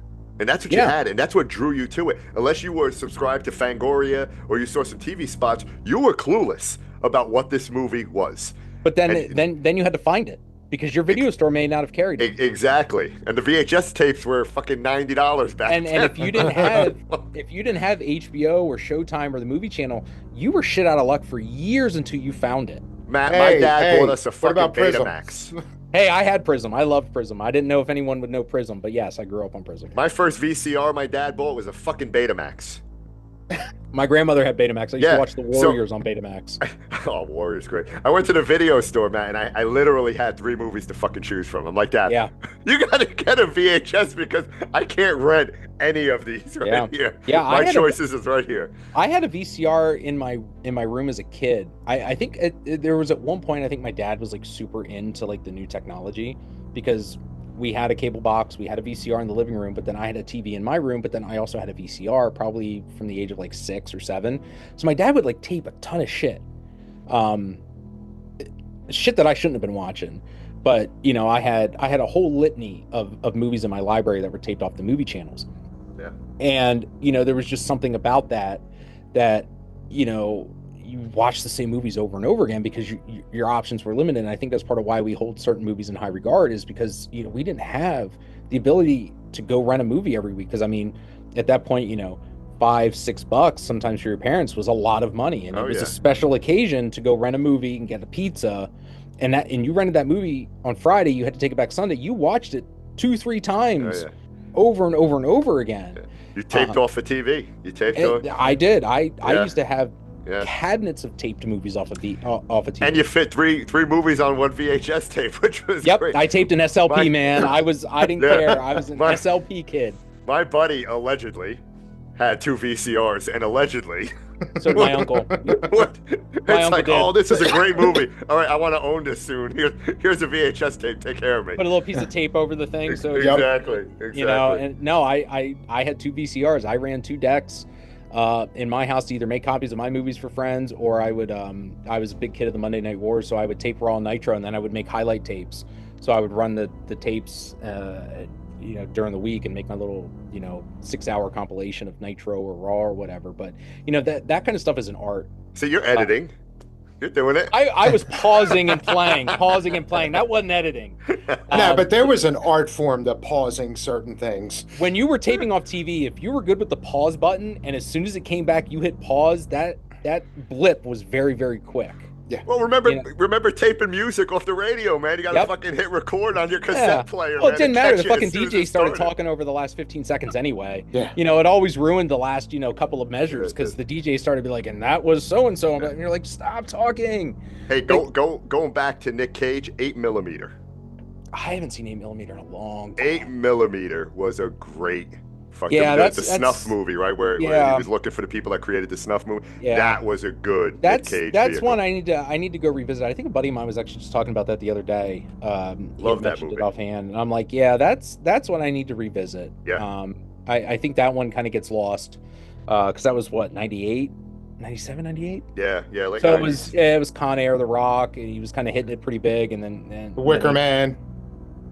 Oh, not the bees! Not the bees! God, and I think that's where a lot of people turned on him.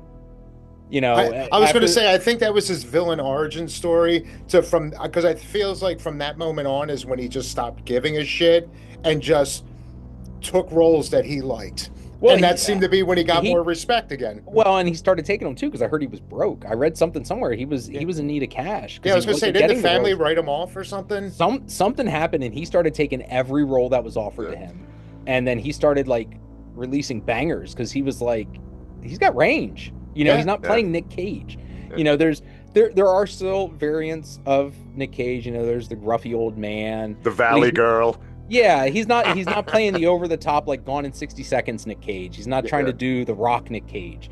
You know, he's moved on from that, and I think, you know, like when he play, you know, The Unbearable Weight of Massive Talent, I think is grossly underseen because he plays himself as almost a parody of himself, and he doesn't overplay himself. Like he goes to a certain point and stops.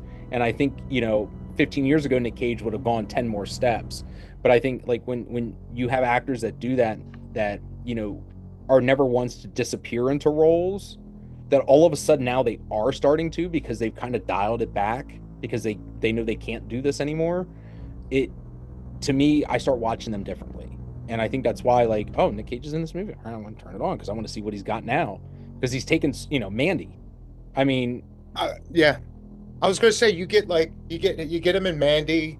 You have Long Legs. Then you have like Willy's Wonderland. Yeah. Like the dude, yeah, he's got fucking range. Yeah. And I think that's why we are not going to appreciate him for a long time, because people are going to discover this back half of his filmography from 2014, 2013 on, and realize that he was in a lot of shit, but it wasn't shit.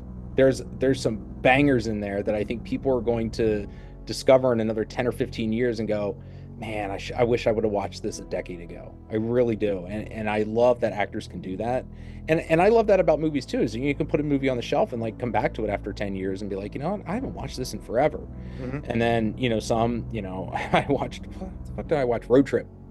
I was like, I have that on DVD, and I was like 19 when it came out, so it was like right in my wheelhouse as a college kid, and I was like, oh my god, I can't believe they made this movie. And it's just watching it, and I'm just like, it's still funny for the most part, but I'm like, oh my god, like we used to think this was hilarious. But it's so neat to see some of these movies sometimes as a moment in time, and not disregarding them and saying, oh, this movie's shit. Every movie's a product of its time. It borrows from society, it borrows from the popular techniques of filmmaking, or whatever script writing is happening. I'm starting to see some of the distance between the early 2010s films, starting to see a little bit of that kind of aesthetic that was at that time. Like when you go back, I mentioned earlier, watching some of those IFC films on DVD that were kind of straight to DVD. There's that period of like 2004 to 2012 that I think a lot of people slept on because they passed them over at Walmart, or Target, or wherever they were. And then going back, and I was like, they all have this kind of like same look to them, but there's some really good movies in there that I think, people just were like, the cover art sucks, so I'm going to skip it. I'm like, no, watch it. And again, watch the trailers. I popped in a DVD, and I think every trailer I ended up putting on my Letterboxd. I was like, this actually looks pretty good. I'm going to put it on my Letterboxd. And these are the ones you find on Tubi or Shudder. They're easy to get to now. I found a good one on Tubi. I told Dave about was Butterfly Kisses. So Eduardo Sanchez actually is in it. He makes an appearance. Is kind of like scolding this one dude because he's trying to create bullshit on a documentary. Yeah, calling bullshit on a documentary. Exactly. But the whole legend they created, Butterfly. If you haven't seen it, Matt, check it out. Check it out. It was one of those movies that's way down the line here, on Tubi and everything, and it would get lost in the shuffle. I enjoyed it.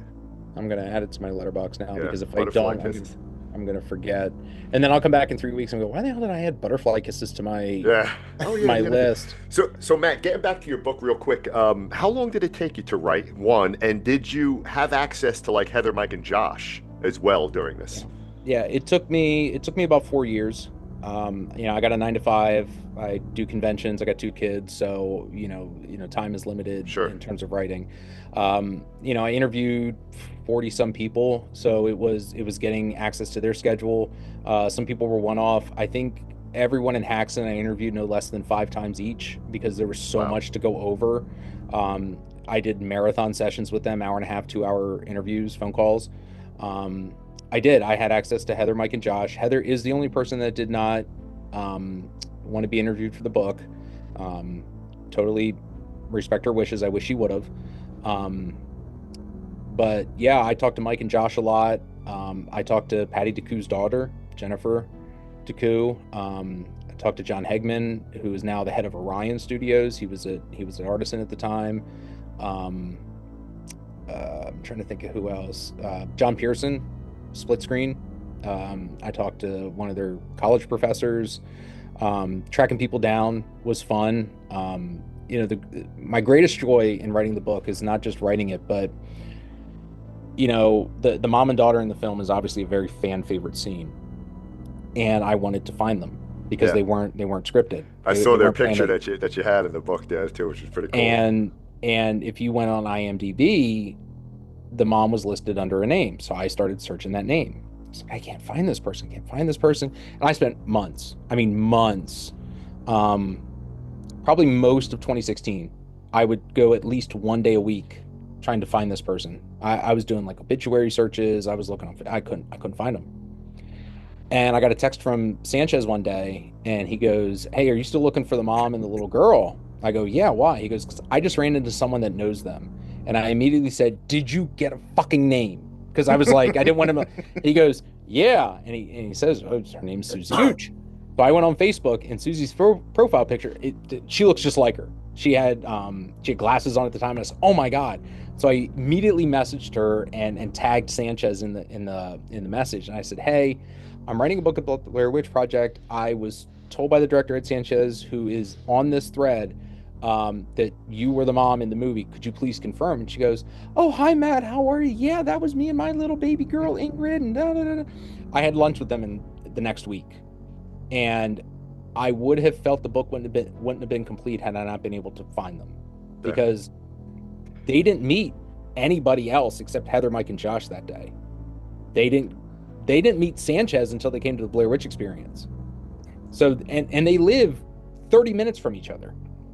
So that was a lot of time to search for them, and the fact that I got to find them and kind of bring them in and say, you know, you guys are pretty big fan favorites. Like, you guys, like, everyone loves you guys. And getting a chance to sit down and have a meal with them and listen to their story and, you know, talk to them, you know, about the movie and everything was probably my favorite part of the book, because they've become two of my best friends. I love them dearly. I got to go to Ingrid's wedding a couple of years ago. I was extremely honored to get an invite. I adore Ingrid. I will never work out with her again because she lied to me and told me we weren't doing legs and ended up being leg day. Oh, and the dreaded leg day. Leg day was today for me, Matt. I couldn't walk. I cursed her out. I said, God damn you. You told me we weren't doing legs. She goes, yeah, I lied. I was like, you son of a bitch.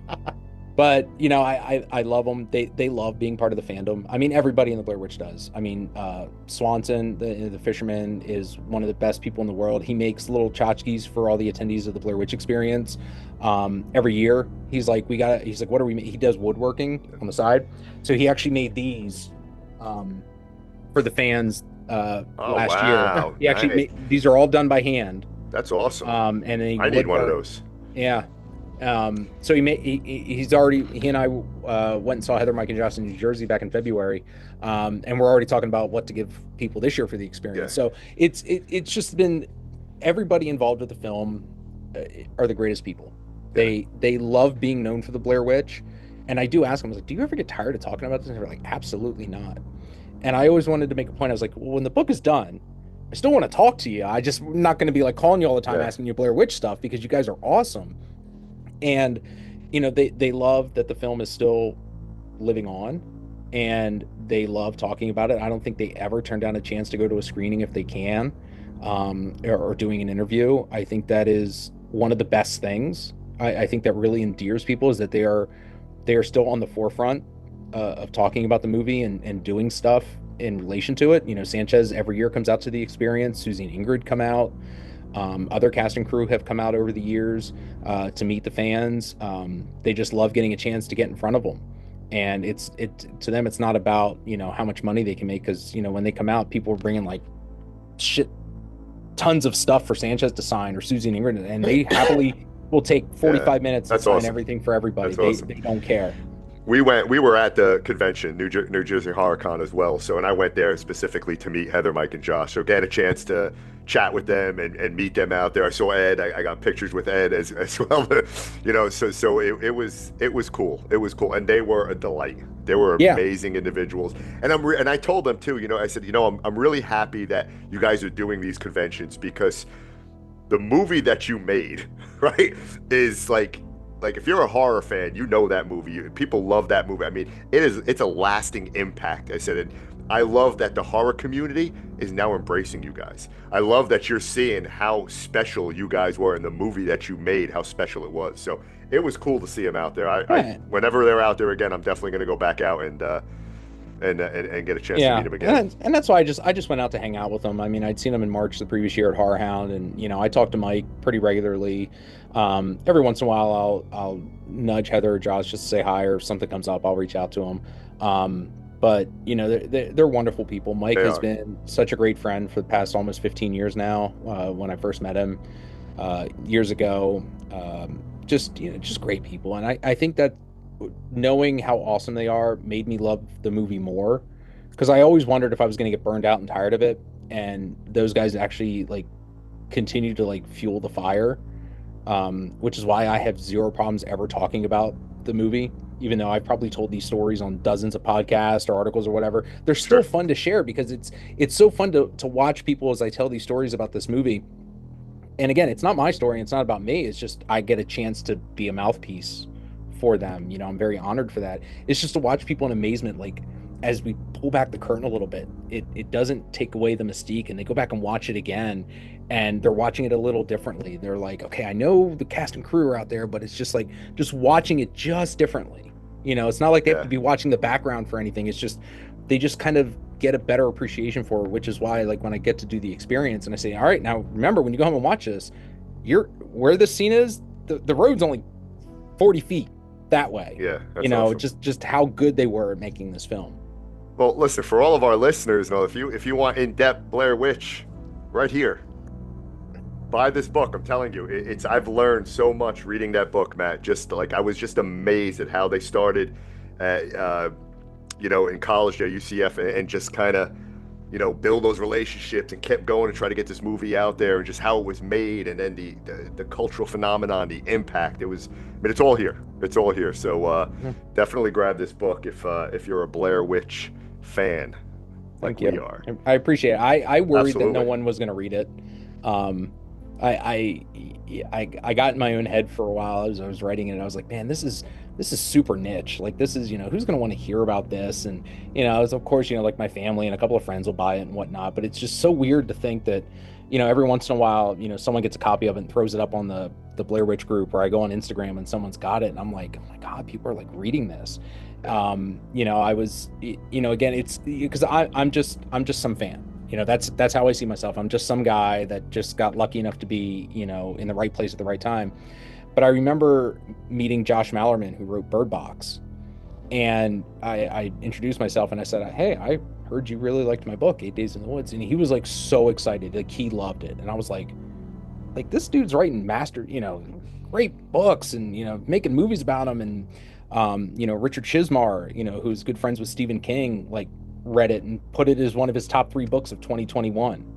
And I was like, I finally got to meet Richard last year, and I was like, hey, Matt Blazi, I read 8 Days in the Woods, and you kind of ranked this pretty high. And he goes, oh my God, I loved it. And it's the story. It's not, it's that book is all their story. I just got a chance to put it all together so that people could, I wanted people to have an appreciation for this film that I felt the film was overdue for. Yeah. And Jed Shepard did a great documentary on the Second Sight box set, and I was so happy that a friend of mine who loves it, and he was part of making Host, really had an appreciation for the movie and was able to do the documentary that I think we always wanted. Sure. Because it was another way of telling this story that I feel is instrumental, because it inspires people. I think the type of film that it is, people can go out and make their own movie. Yeah. And what was it made for, Blair Witch? Like 25,000. 25,000, right? Yeah. What did it make, worldwide? 249. There you go. 49 million. There you go. I told you this man knows everything about Blair Witch. So Matt, I know we're running late here. I don't want to steal all your time. We appreciate you here. I could talk to you for another 3 hours. I could too. Like, I get long-winded. I apologize. I think I went on about 6 side tangents, and so I apologize to everyone listening. Listen, we're all about the tangents. We're all about the tangents. But I want you to get a chance to talk about Blair Witch, the experience, right, and what you do every year. So if you can just maybe tell our listeners about that, and tell me about it, because I'm going to be there this year. I am attending. So So the Blair Witch Experience is the film location tour that I run for the Blair Witch Project. We do go into the woods. We do go to all the major filming locations. We start out in Burkittsville Cemetery, which again is the only part of the movie that was actually filmed in Burkittsville, and then we make our way down to the little grocery store where the Rustin Parr story is told. And then we head over to Coffin Rock. Coffin Rock and the scene where they film the fisherman and the little red shack that they drive by in the movie are all on Black Rock Road. Coffin Rock is about a 5-minute walk in the woods. It's honestly, like, if you went down there now, you could see the road and the cars driving on it. That's how not far into the woods Coffin Rock is. And then we take about a 5-minute drive over to where the Stickman Forest is. And we go in there and we actually we make and rehang stickmen in those woods. I make little bags of twine for folks, and we gather up sticks. And if you go out there now, there's probably 30 or 40 in this little area where they filmed. So it's an immersive experience. Ed Sanchez comes out every year. Susie and Ingrid come out. Other local cast and crew will come out that are available. I always like to add that there is a camping component for the experience. It is not required to attend, but there are state campgrounds that you can park at, that you can camp at, that have water, electricity. You know, we're not roughing it. We're not pulling a Heather, Mike, and Josh, because there's state campgrounds or state park. You can't camp there. But I usually set up a projector and I show folks a bunch of behind the scenes footage and stuff from making of the film. Do you watch the movie out there? Do you actually? Usually we don't. No, we usually don't, because I like to show people things that they can't see when they go home. Gotcha.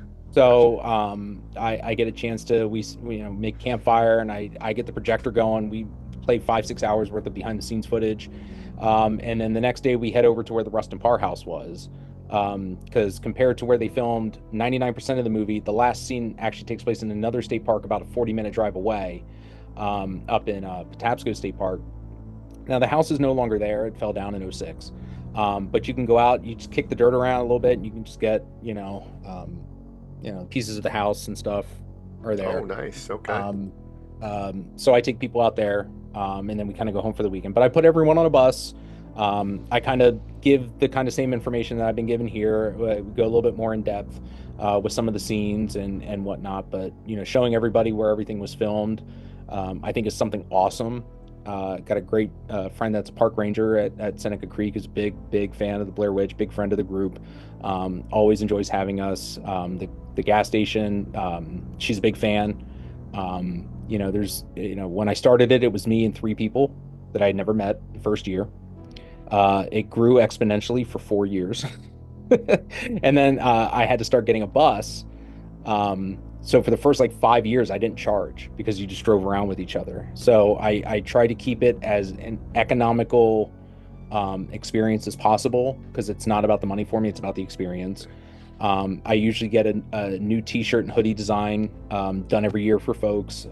They're pretty much made to order. I don't keep any around. I saw your hoodie in Sayreville when we first met you at the con there in Sayreville, and I need one of those. Yeah, they're a little self-serving. I'd like to try to do a design that I would like to see, but that is got broad appeal. So for many years, I just had the opening crawl text on the front of the shirt, and I would change the design on the back. But I've had some great friends that want to jump in and help design. They're like, just send me a hoodie or whatever. I'm like, absolutely. I think, I sell the hoodies for $30 and the t-shirts for $20. I just need to cover my costs. Sure. Bus, basically doubled in price before COVID till now, with the insurance and stuff. I try to have enough left over that I can buy pizza for folks in the middle of the day, just to give them something to munch on. So I try to add as much value for a day. You don't get bananas and protein bars? Do you know how hard marshmallows? Do we get marshmallows? Well, you do get marshmallows at camp, but do you know how hard it is to find an oatmeal raisin power bar? Even on Amazon, a box of them is $30. Oh, wow. But I always do bring. I haven't bought them in so long. I always do bring a can of Vienna sausages. I do have a can on here, and I do have a little 1994 Johnny Walker Red bottle with Johnny Walker Red in it that we can, because every Friday night I rent the motel room that they stayed in. So I invite people over to my room on Friday night. We watch stuff on the TV. You could take swigs of the bottle. Is this a whole weekend thing, or is this it's an overnight, of course, right? The event is Saturday. Okay. And then overnight again, we meet Sunday at the Rustin Parr house. There's no bus on Sunday. Okay. But I pick. How do I get in a hotel room though? Is that you just come over and hang out with me? Okay. Yeah. But is that Friday night or is that? Yeah, it's Friday night. Yeah, usually Friday night. I'm in town. I did all my prep work and whatnot. So usually Friday around 2-3 o'clock, I'm at the hotel. Folks come in, we hang out in the hotel room all night. Just a lot of folks get to know each other for the first time. A lot of people fly in from Germany and England pretty regularly to come to the event because they've made friends, which to me is probably my favorite part of the experience, is getting to see people once a year, but then seeing other people become friends with other people. Yeah. My buddy Jeff made a movie called Terror Trips based on coming to the Blair Witch experience. I think you can watch it on Tubi and stuff. I think I did. I know I at least started watching that. Yep. I might have finished it. That he got inspired by the experience and went and made terror trips. How many people are usually there every year? What do you draw? I usually get about 40 people. Oh, wow. And to me, that's perfect because I pretty much fill up a bus. It would be too hard to take an overabundance of people. In 2019 for the 20th, I had about 75. And I had 2 buses, and it was logistically a nightmare to walk that many people in the woods. I like to keep it intimate so people can get enough time to get their pictures, get their feel for the surroundings, get to talk to Sanchez and all these guys. So I try to keep it, as an intimate type event, to where you can get enough time to do whatever it is you want. I don't want to move people left and right, like real quick, like, okay, look, kids, Big Ben, and then we move along. I don't want to do that. So I try to run it as an immersive experience. I want to give you more value than what you're paying for the bus, because really that's what you're paying for. Sanchez comes out for free. I don't charge anybody, these little nickel and dime stuff. So I always try to, be cognizant of the fact that it does take place in October, and October is obviously a busy month for horror fans, but you can't go there in the summer. It's when you're walking in the woods, you can't navigate it. It's too hot. So it's usually October. You have dates set already for this show? I know of 2 weekends that I can't do it. So okay. I have to start looking, because a couple of friends of mine who've been to the experience are getting married one weekend. I met them on the experience, and I get to go to their wedding. So, I mean, again, that's pretty awesome. Cool. Yeah. Super, just absolutely love these 2 folk. And I think there's one weekend that Swanson's not going to be there. He hasn't been able to come the last 2 because he has an event up in New York State that he goes to. And I don't want to do the event too many times without Swanson here, because, I mean, the man spends hours upon hours making stuff like this, and people love him. So I want to make sure that I can get as many people there from the movie for everybody that I can. So if I wasn't married for 21 years, Matt, I'd invite you to my wedding too. So. I appreciate. Yeah, I know. It's like, how many Blair Witch weddings am I going to be attending now? Just because, but I mean, it's great. Like I make great friends. I have great memories and experiences. Seeing people network and become friends because of the event. Seeing them get together outside of the Blair Witch experience because they realize, they live close to each other. That's what it's about for me. Blair Witch is a great catalyst for friendships and business endeavors and whatnot. It's just to me, it's a great time. I love it. Yeah. I get surprised that people want to continue to do it. I'll continue to do it as long as people want me to. Because again, it didn't start out as anything more than me and another guy going, wouldn't it be kind of cool to go all the locations and camp? And we invited Sanchez. My friend couldn't go, but Sanchez put it out on a podcast, and he reached out to me. He goes, "Hey, I got a couple people that want to come to your event." I'd never met them before, and they followed me into the woods. So I was like, well, okay. And then I posted about it and made the Blair Witch Facebook group, and then people were like, well, how do I do this? And I was like, well, if you want, I'll do it next year. And it just kind of became this thing. Yeah. Just did not expect, to have people come in from Germany and England and, Canada and all this stuff. It just fascinates me. But to me, that's the power of the Blair Witch. Yeah. Well, I'll be checking the site just to, or I'll hit you up on Instagram. Yeah. Let me know when the tickets go on sale. Yeah, Blair Witch Experience on Instagram, BlairWitchExperience.com, the official Blair Witch Project Facebook group. All the cast and crew hang out on the Facebook group. They love to see the artwork, the tattoos, the memorabilia. Aren't you rocking it? You have a tattoo of Blair Witch, right? I have a half sleeve of Blair Witch. Yep. You have a half sleeve. Yeah, I got the symbol in August of '99, and then I added Mike as I was. Oh shit! Oh, yeah. That is fucking fire, dude. And then I got the house with the handprints, and then I got. Oh wow! I got Josh, Heather, and then I got the film can. Oh, dude, shit. As I was writing the book, when I would get to certain milestones, I would go and add to the sleeve. Like I said, I got this in August of '99. It was still in theaters. But then I added Mike because I was like, no one else does that. They always get the symbol, or they'll get something adjacent. But I was like, but I wanted him in the corner, and then adding on to with Josh and Heather over the years. You give me a lot of ideas, Matt. I mean, I Yeah. don't have any more real estate because I got The Exorcist on this arm. Yeah. But I do. See, there you go. I do have it right there. So. And for the longest time, I thought I was the only one with a Blair Witch tattoo. A friend of Ed and them, he got the tattoo in like, I think 99 or 2000 or like 98. He just got a small stick man. And I met Sanchez in 04 because he went to high school with a buddy of mine and he came to a convention.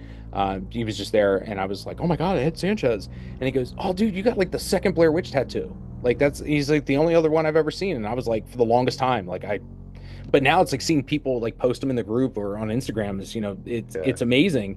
People get them on their knuckles and it's just so neat to see people finally getting this film to the point where, their tattoos and, just seeing the stickman art on stuff. Yeah. All the artwork and pins that I have on my wall that people have been doing over the past couple of years has just been phenomenal and I love it. Someone was like, does that mean anarchy? Yeah. I was like, oh, fucking Blair Witch. Get out of here. It's like it took a few years. Matt, someone thought this was Chucky. Oh my God. And I'm like, really? Like just get out. Just get out. When someone's like, oh, is that Chucky? I'm like, oh, just no. That's the only reason he's going on this tour. He has a body to get rid of. Exactly. Bring it all full circle. You weren't supposed to say anything. I'll show you where the bodies are. Yeah. Hey, do we have time for a quick rapid fire? Yeah, go for it. Okay. Dave, you want to do it or you want me to run with it? Should have brought my bifocals. All right. Favorite cartoon growing up? G.I. Joe. All right. You could take one candy back from your childhood. What is it? Take one candy back from my childhood. I mean, it's still my favorite to this day, Reese's Pieces. Yep. Yeah, I'm a Reese's addict as well. Mm-hmm. So. Yep. I don't know how else to respond to that. Let's see. Stranded on an island, and you only get one food to survive on the rest of your life. What is it? Pepperoni pizza. Everybody says pizza. I love it. I just had some before I came on here. I can eat pizza every day and never get tired of it. I'm right there with you. Yeah. I feel like that's a common one. It feels like a lot more people go with either eggs or pasta. Okay. But yeah, no, if it's the rest of your life, you got to go with pizza. Yep. I mean, you're stranded on an island. Who cares about health? And it's got to be that. It's got to be that pepperoni that gets burnt on the ends a little bit. It's got to be that. It's got to be that crispy pepperoni. There you go. Do UFOs exist? Yes. Okay. Just watch the Phoenix Lights. Tell me what the fuck that is, right? I don't know, but yeah, there's life out there. But you know what? When they drive past Earth now, they lock their doors. Yeah. Oh yeah, I could go down a rabbit hole with that one with you, Matt, for another 4 hours if we had. This fucking world's crazy. All right, so when this gets uploaded, we're gonna put part 1, right? And then we'll just continue this a few weeks down the road. Get the next 6 hours out because I didn't even realize how long we've been going, but it feels like we're cutting it short. Yeah, it feels like we've all been talking for a half hour, man. That's great. All right, I'll throw it out there anyway, even though you pretty much already answered it. Yeah. Video store or streaming? Oh, video store. Okay. Hands down. At least now we got that confirmed. Favorite horror villain? Favorite horror villain? I got to go with Michael Myers. It's just soft spot for the holiday and him, the music. It invokes everything I need in a horror villain. I'm guessing you mean early stage Michael. You know what? I'll watch any Halloween. I mean, Resurrection is hot dog shit. But I'm a big fan of Halloween. The Curse of Michael Myers. Okay. I think it's the one later film that kind of invokes the feeling of the first two. The first two, I think, I could kind of see that. I haven't seen that one in a long time, but yeah, that's pretty regular rotation around Halloween. The first two to me are one film. Yeah. Just because of the setting and just how much they fit together well. I love 3. I think 4, 5, and 6. I mean, I'm a Thorn trilogy guy. I like them all. Okay. I like them all. I think H2O is one that took a while to get there. Resurrection will always be dog shit. Resurrection or Halloween Ends? Halloween Ends is close. Halloween Ends. I have no problem with Halloween Ends. Yeah, you enjoyed it? I didn't have any issue with it. I thought that they swung for the fences with something for a change, and I don't think it's as bad as people make it out to be. It just wasn't what they were expecting, and I think it's going to be one of those that in a couple of years people are going to go back after they've gotten all the rage out of their system, and kind of see there's some subtext there that I think people might have missed, especially because we're kind of living in that climate now with a lot of what they were talking about at the beginning of the film. So I think it's going to be one of those that it'll have a delayed gratification period. Yeah, I love that you said. Oh, go ahead, Dave. No, I was going to say I feel like I'm on the same page. Like everybody, and I saw it opening weekend. Yep. Everybody around me was enraged by that movie. Yep. I liked it. I love the fact that by the time we got to the third one, we realized that the credits were mirroring the first three films. When you get to Halloween Ends, it's the season of the witch beginning, and I think it did a great job of not pandering to the fans while giving the fans a lot of familiar feelings. It really shows how someone can overcome grief. Of those three, Halloween Kills is my favorite, minus Evil Dying Tonight. Or at least get rid of the first, get rid of 20 minutes of that. Yeah, just don't say it as many times. Say it once or twice, and then kind of move on to the mob thing. But that was like the whole second act of the movie. Yeah, Evil dies tonight. Yeah, I do film location stuff. So I swung through Georgia, South Carolina, North Carolina 2 years ago, and we did all the three Halloween movies. So I was out in the alleyway from the flashback scenes, taking pictures, and the guy's walking his dog, and he goes, "Oh, Halloween fans." I go, "How can you tell?" And he goes, "Oh, yeah, they, where what's his name trips in the flashback is actually in front of my house." He's like, "I worked on the movie." I was like, "No shit." So we started talking. I said, "Well, it's funny. I'll be at your house in like 10 minutes because that's my next stop." And get over there, and I had my kids and my wife with me. We were coming back from Georgia. He gave me like a crew T-shirt or two and a hat. We swapped information. About 8 months later, he texts me. He goes, "Hey, my friend, she was a costumer on it. She's looking to get rid of some stuff. Are you interested in any wardrobes?" And I was like, "Yeah, I'll give her my number." So I talked to her. I ended up with Judy Greer's Christmas sweater from Halloween Kills. Oh shit! Wow, yeah, that's great. Yeah, I was like, she had like an Allison shirt. She had something else, but she had the Christmas sweater, and I was like, you know what? That's an odd enough collectible for me from a Halloween movie. I mean, next to like a mask, or a jumpsuit. I was like, that's pretty damn. It sets it apart. You don't realize it at first that she's wearing a Christmas sweater in the first movie, but like she's wearing it for a reason, and I'm like, to me, that's just perfect. So I got in a shadow box on my wall. I just couldn't pass it up. But I was like, you never know who you're going to meet when you're out doing movie location stuff. Yeah. Too bad he was married. You would have went to another wedding. I probably would have. Maybe I'll end up at his wedding. He'll remember me in a couple of years. Oh shit! I love that Halloween 3. I am a big fan of Halloween 3. I wish they would have just kept it at Season of the Witch, right? It would have probably. I think it hurt it initially. I think it hurt it on the outset. Yeah, because everybody's looking for Michael Myers. They see the Halloween and they're looking for, and I love that movie. I absolutely. And I get what they were going for. They were going to try to do a different anthology every year around the holiday, and maybe Michael would have shown up in one of them. Okay, I totally get it. Yeah, I think if you would have called it Season of the Witch, I don't know if we'd be celebrating it now. Because the fact that it's got Halloween in the title, it's still connected to Halloween, so it's keeping it to alive. The holiday. Yeah. And we, I'm so glad it's getting its flowers now because I remember for most of the 90s and even early 2000s, people hated that fucking movie. There was rage against it. I'm like, there was no reason to hate it. It's a great fucking movie. And now we all celebrate it.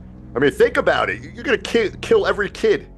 Yeah. I mean, think about the premise of this movie, right? You're going to watch a commercial and kill everyone. And you got Tom Atkins, shacking up with like a 19, 20-year-old again. 45 minutes after meeting her. Yeah, right. Where you listen, Dr. Chalice. What was it? The Fog, right? Was it the Fog where he picked Jamie her Lee up? Curtis. Yeah, hitchhiking and he's in bed with her in 20 minutes. The man has it. I mean, hell, Tom Atkins made me pregnant one time. I mean, it's weird. I mean, it's just the power of the mustache. I look at the man and I get pregnant. Thrill me, Matt. Thrill me. Oh, he's thrilled me many times. Right. This might be we had Danielle Harris on the show. We did an interview and they always bust my balls, Matt, because like the rapid fire, I had like 18 fucking rapid fire questions. And all she wanted to do was get off and carve pumpkins with her kids, and I'm still firing away. So Dave, we're approaching that. No, I love Danielle. Every time I see her, I go, "Is your husband here?" Because I'm friends with her husband, and I always get mad at her when she doesn't bring him to a convention. She's So amazing. I was like, "Where's Dave?" I was like, "I'd come over and see if Dave was here," and she always laughs. She's such a sweetheart. I love her. And looking forward to the movie they're making, right? Her and Scout. Yeah. So that's gonna be pretty cool. Yeah. No, I've worked with her at a few shows, and she's wonderful. Great. She's amazing. Can't speak highly enough about her. She is a joy. All right, where did we end off? Let's see. Favorite decade of horror. Favorite decade of horror. And why is it the 80s?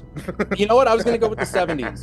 I was gonna go with the 70s. My favorite movie is Dawn of the Dead. I think the 70s have horror in the 70s started in 74, 75. But I think the quality horror was the 70s. I think the celebratory, we're going to crank it up, the 80s, great decade.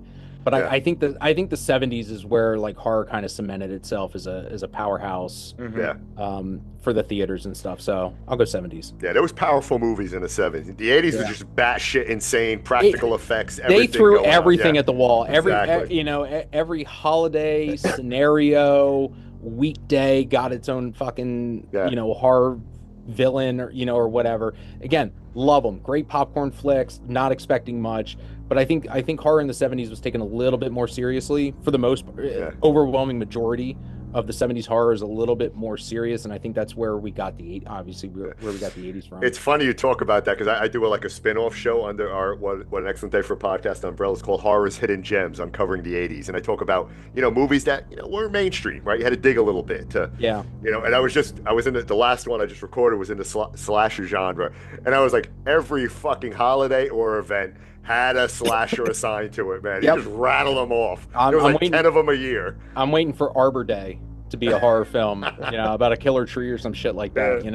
It's going to be coming. Someone will make it. Okay, so the 70s. So actually, a couple years ago, there's another podcast I do, and one of my co-hosts, he's friends with a guy who does a different show, and sometimes he'll invite my buddy to go be on it with him. So he calls me up one day and he's like, "Look, I'm going to be on my buddy's show. We have David Howard Thornton coming on." And I was like, "Yeah, I'll come sit in on that." And here, this was before the Mean One came out, like a few months before that came out. But we were asking like, "Oh, what are you doing? Anything outside of Terrifier?" And that's all he would say is, "Doing a holiday movie." And I was like, and I forget who it was, but one of us threw out there like, "It's got to be Arbor Day. It's the only holiday that." And then fast forward a year or two, and they started leaking trailers for the Mean One. I was like, all right, that's doable. Yeah. All right. First concert.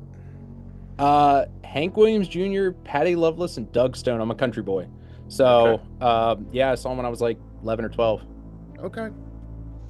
What, I guess similar, what guilty pleasure song is playing, what guilty pleasure song is Matt singing to when driving alone in the car?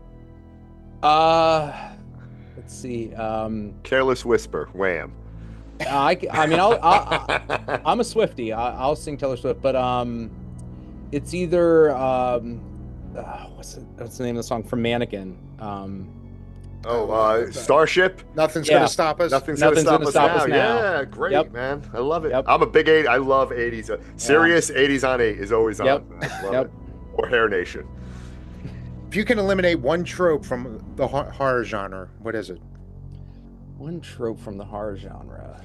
There's so many to choose from. Yeah, seriously, where the hell do I start? the stereotypical characters. Like the jock, the dumb blonde. Like I want real people. Where you get all the archetypes. Yeah, the archetypes. Shoehorned in there. Yeah. Those fucking Cabin in the Woods people. But see, it works for Cabin in the Woods, and that's kind of where I was thinking about. Or as like you were rattling them off, I just wanted like the Friday the 13th remake. You have like they just stood out so much, but Cabin in the Woods it works because you need it for that movie because it was essential to the plot. Had a purpose. But for most movies, get rid of those. Yeah.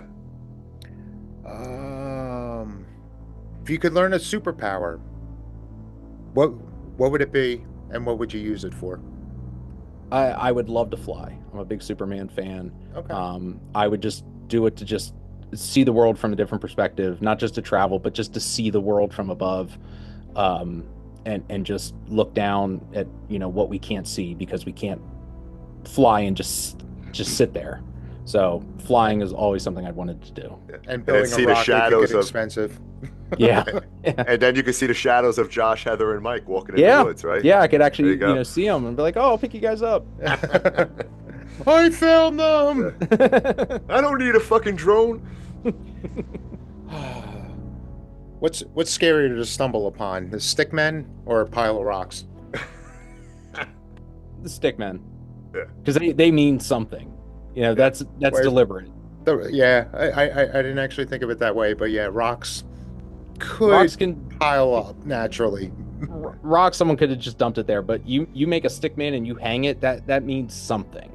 So I think coming across something like that in the woods, I would be like, yep, nope, turn it around. I'm glad I'm still married because my wife loves to camp. She was a big camper, and when we started dating, like, I would go camping with her, and I was that guy that woke up in the middle of the night and fucking built little piles of rocks around everybody's tent. It's like, hey, you still want to marry me? All right, I'm almost offended this was written down. Is it better to have seen The Witch or not? No, okay. It's not needed. Yeah, are you angry with me, Dave? A little bit. Yeah, I should have proofread these. I thought you did.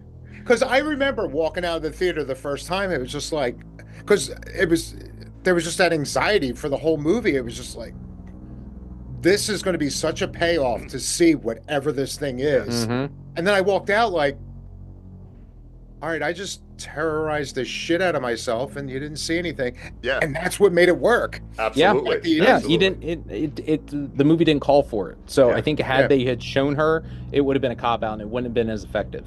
Yeah, less is more. Less is certainly more. Let your imagination scare you. Yeah, exactly. But a lot of people shit on it for that. I heard a lot of fans like, "Oh, you know, you never saw anything." So a lot of people shit on the 2016 movie because you actually do see it. Exactly. So it's a no-win situation. We're conditioned for the big payoff. You know, you watch every Jason movie to hopefully see his mask come off because you want to see what he looks like, or you want to see Michael's face, or, you know, it's very hard. And I think, you know, the filmmaker has to decide, is it going to be beneficial to do this or not do this, and weigh those choices.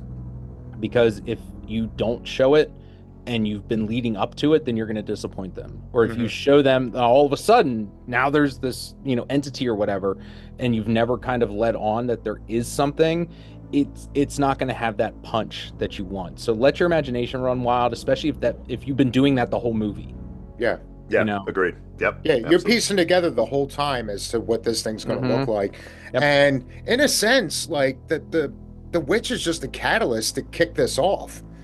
But in a sense, like, the movie wasn't about the witch. It was about the three of them just shooting their little student film. Trying to discover, is the legend real? Yeah. You know, it's, you know, they did something that most people don't do. They don't go into those woods. So you throw a little paranoia in the mix, and and it was their spiral, right? From, you know, you look at Heather when she first gets out there, you felt safe around her. You felt like this girl got her shit together. She's gonna protect us. She's gonna and then as it starts to erode and it starts to break down in their psyche and everything, it's that whole disintegration that happens throughout the movie, to where they're just left to, again, the iconic moment that she's filming at the end of the movie, right? They just stripped away of everything. They're basically, we're done. We're dead. There's nothing we can do here.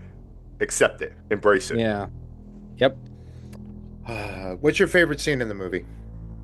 My favorite scene in the movie is when they come upon the house.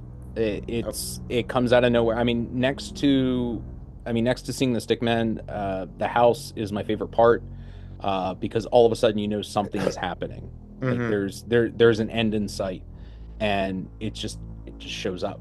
You know, like you said, holy shit, it's a house, meaning like it's out of the darkness. You don't know it's there until you see it with Mike. And then going inside, and just how creepy it is, just really always just gets me excited once we get to that scene. Yeah, I'm gonna dig for a piece of that house too when I'm out there, and I need to take a piece home.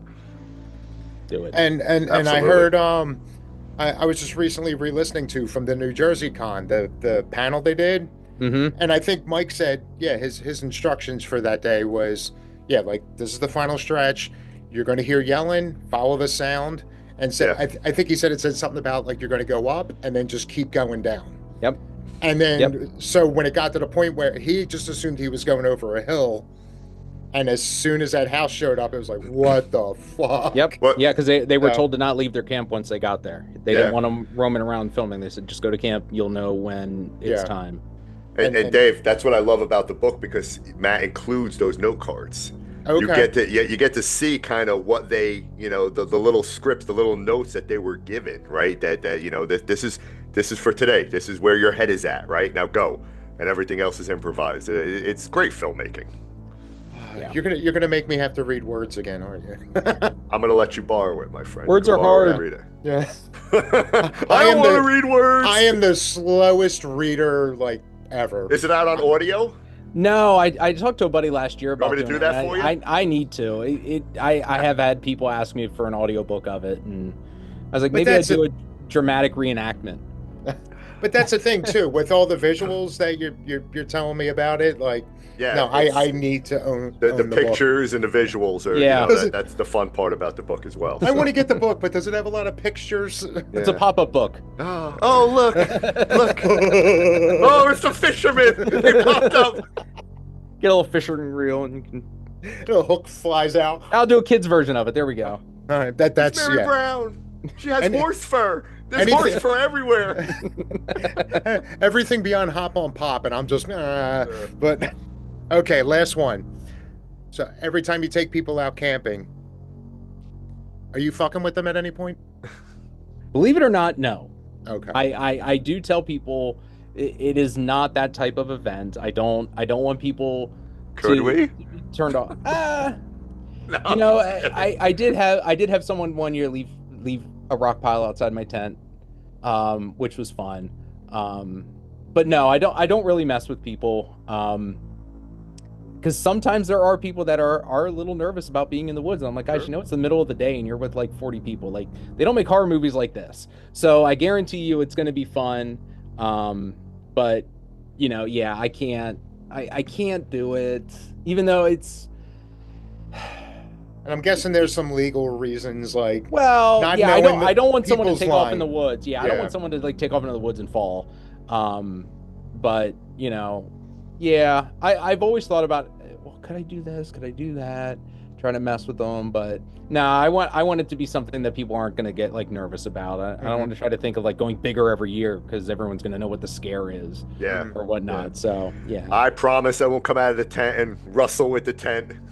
Yeah, no, I haven't done that yet. Press play on my little radio with the children laughing. I've always thought about doing that too. It's like if I know where one of my friends is camping and they're sleeping, I just go out and play the thing. But I'm always at my campsite, with the video stuff and showing people stuff. So I by the time I get to Saturday morning, I'm already exhausted. And I tell people I don't relax until I see the bus pull up because I'm always nervous that the bus isn't going to show up. Yeah. But when we get to about 4:00 when we're done, I finally start to relax a little bit, even though we have Sunday, but it's a lot more chill. It's only one stop and then people get to go home. So I finally get a chance to relax at camp on Saturday, and I just kind of just chill out and I let the videos run and obviously talk to people and hang out. But I don't.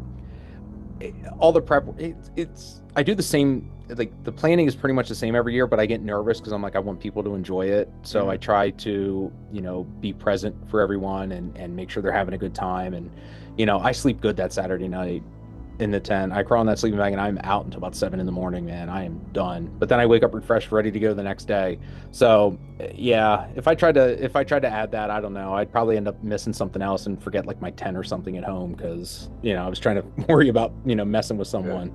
And that's something else I kind of forgot about. Like, so as far as the camping aspect of this, like, how does that work? Is it everybody has to book their own spot? Yes. Okay. Yeah, because October can be a pretty popular month for camping because it's, finally cooling off. But it's not required to come to the experience. I have people that come to the experience and get a hotel room. They come to the experience and they don't come Sunday. It's totally up to them. But I try to get it early enough in the year that people that want to camp, I try to snag my campsite first so that I know where I'm staying. And then I tell people like on the website, like, hey, Saturday night, if you camp, here's how to make a reservation. Here's the campsite, all the rules. And then my campsite is this. and then I try to find a pad that's big enough, not around a lot of other people, so that I can have 10-15 people at my campsite. We can talk and whatnot, but not really bother other people.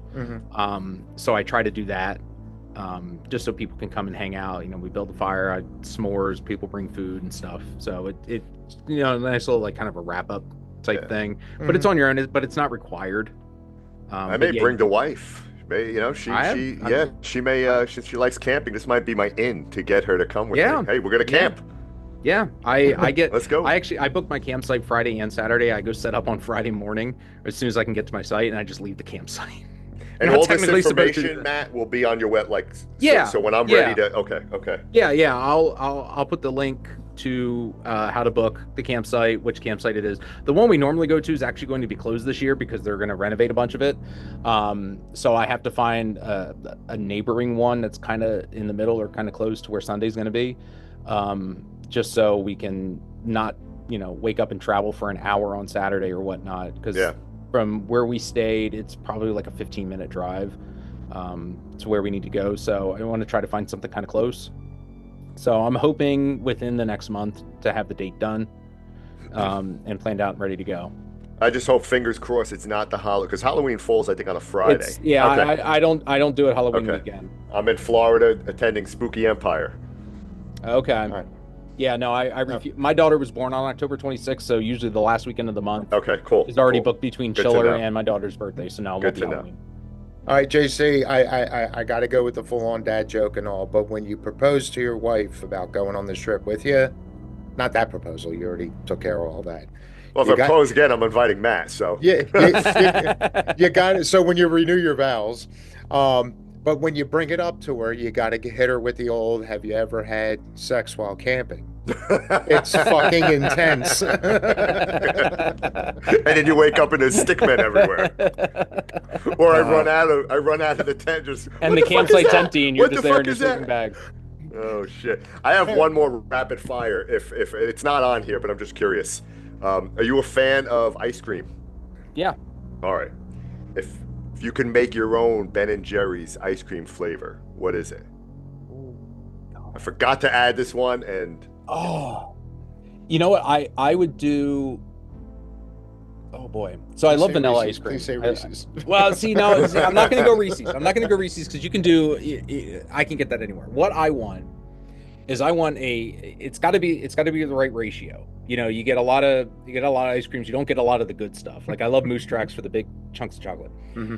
I want to make just the gooey center part of a Cinnabon in vanilla ice cream, like a thick swirl of that brown sugar stuff in the vanilla ice cream with like the glaze on top. Like I love cinnamon rolls. I love ice cream, but I can never get Cinnabon is the best cinnamon roll I've ever had. They just do it right. Yeah. But I want that middle gooey part, the brown. I want the ratio has to be almost half and half. I can't do just a little teeny pen line through. Like I want a gob of that right in the middle that I can dive into. Nice. It's got to be a solid 1/4-inch swirl. Yes. Going throughout the whole cup. Yes. Nice. All right. That is I'm glad you threw that in there because that is probably the best as far as most specific answer to that question yet. Yeah. I agree. We've asked a lot of other than somebody brought up, they said they would like to see a champagne flavored. That was definitely the most original. That's interesting. Yeah. That one was but no, I'm a cinnamon roll junkie. I love cinnamon rolls, not just like sticky buns, but cinnamon rolls. Yeah. But they, you get a big ass cinnamon roll, but it's like 80% dough, and I'm like, no, you got to add more of that layer in the middle, and it's got to be warm, and the icing has to be warm. It's got to. I'm particular, like I said, Cinnabon are guilty pleasure for me. I love to get them, but it's got to be. You got to get enough of that brown You sugar could probably create it, right? I mean, you go to Cinnabon, get something, get all the gooey middle, and just carve a hole in a pint of vanilla ice cream. Yeah, I probably could just eat half the pint of vanilla and then dump the Cinnabon in there. Then go for it. Yeah. Now I know what I'm working on this weekend. Yeah, I'm gonna bring you a pint, Matt, in October. All right. I'm gonna bring you a pint. Let's do it. All right. Listen, Matt, this was fantastic. I appreciate you coming on, talking to Blair Witch. I'm a huge fan, like I said, so I love that movie. So thank you for instilling your knowledge and for the book, man. Thank you for writing it because I learned a lot. Oh, well, thank you for reading it. I'm glad you like it. That's all I want people to do is every time someone gets one to say, I hope you like it. Hope you learned something. Hope you get a better appreciation for it. I'm very honored to be able to do this, that, they trusted me to tell their story. I'm eternally grateful for every single person that helped me write it and for every single person that read it. It's, anyone that ever wants to talk Blair Witch, I'm always talking Blair Witch. It never gets old. Love it. We did about 3 hours. We did, yeah. Which it's again, I could do another 3 hours and still scratch the surface on a lot of stuff, or could just go in depth. It's never a topic that I'll ever get tired of saying. So look, hopefully around a campfire. Can you build campfires? You can build a campfire, right? When we camp, where we're going. It's a campground. I don't know, but maybe around a campfire we'll. That's what the whole weekend is. That's all I talk about. So I try to give everybody all the info that they can get. Love it. Anything you want to promote? Anything else, Matt? No, I just got the Blair Witch Experience coming on. I just started working on my second book. So I'm in the planning stages of getting that all outlined and worked on. So that'll be most of my this year. No, you can just, you can find me on all the socials. Just look under my name. The official Blair Witch group on Facebook. Everybody hangs out there. Come by and chat Blair Witch anytime. Yeah, love it. Well, we appreciate you coming on, Matt. Thank you very much. And as we always say to our listeners, stay creepy. You too, guys. Thank you. Thank you. Right, Matt, take care. Take care. Just be like, this interview's over. Yeah. Always wanted to do that. Yeah. You started talking about Blair Witch too, you fuckers. Told you no fucking Book of Shadows. Broadcast completed.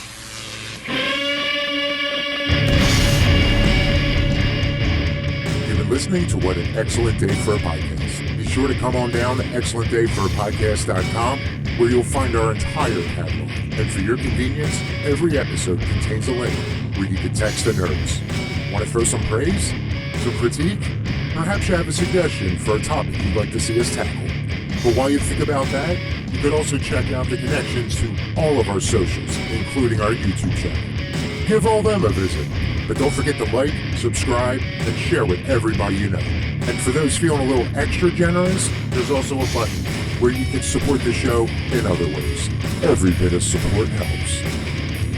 Well, that's it for this episode. And remember, stay creepy and keep talking some damn horror.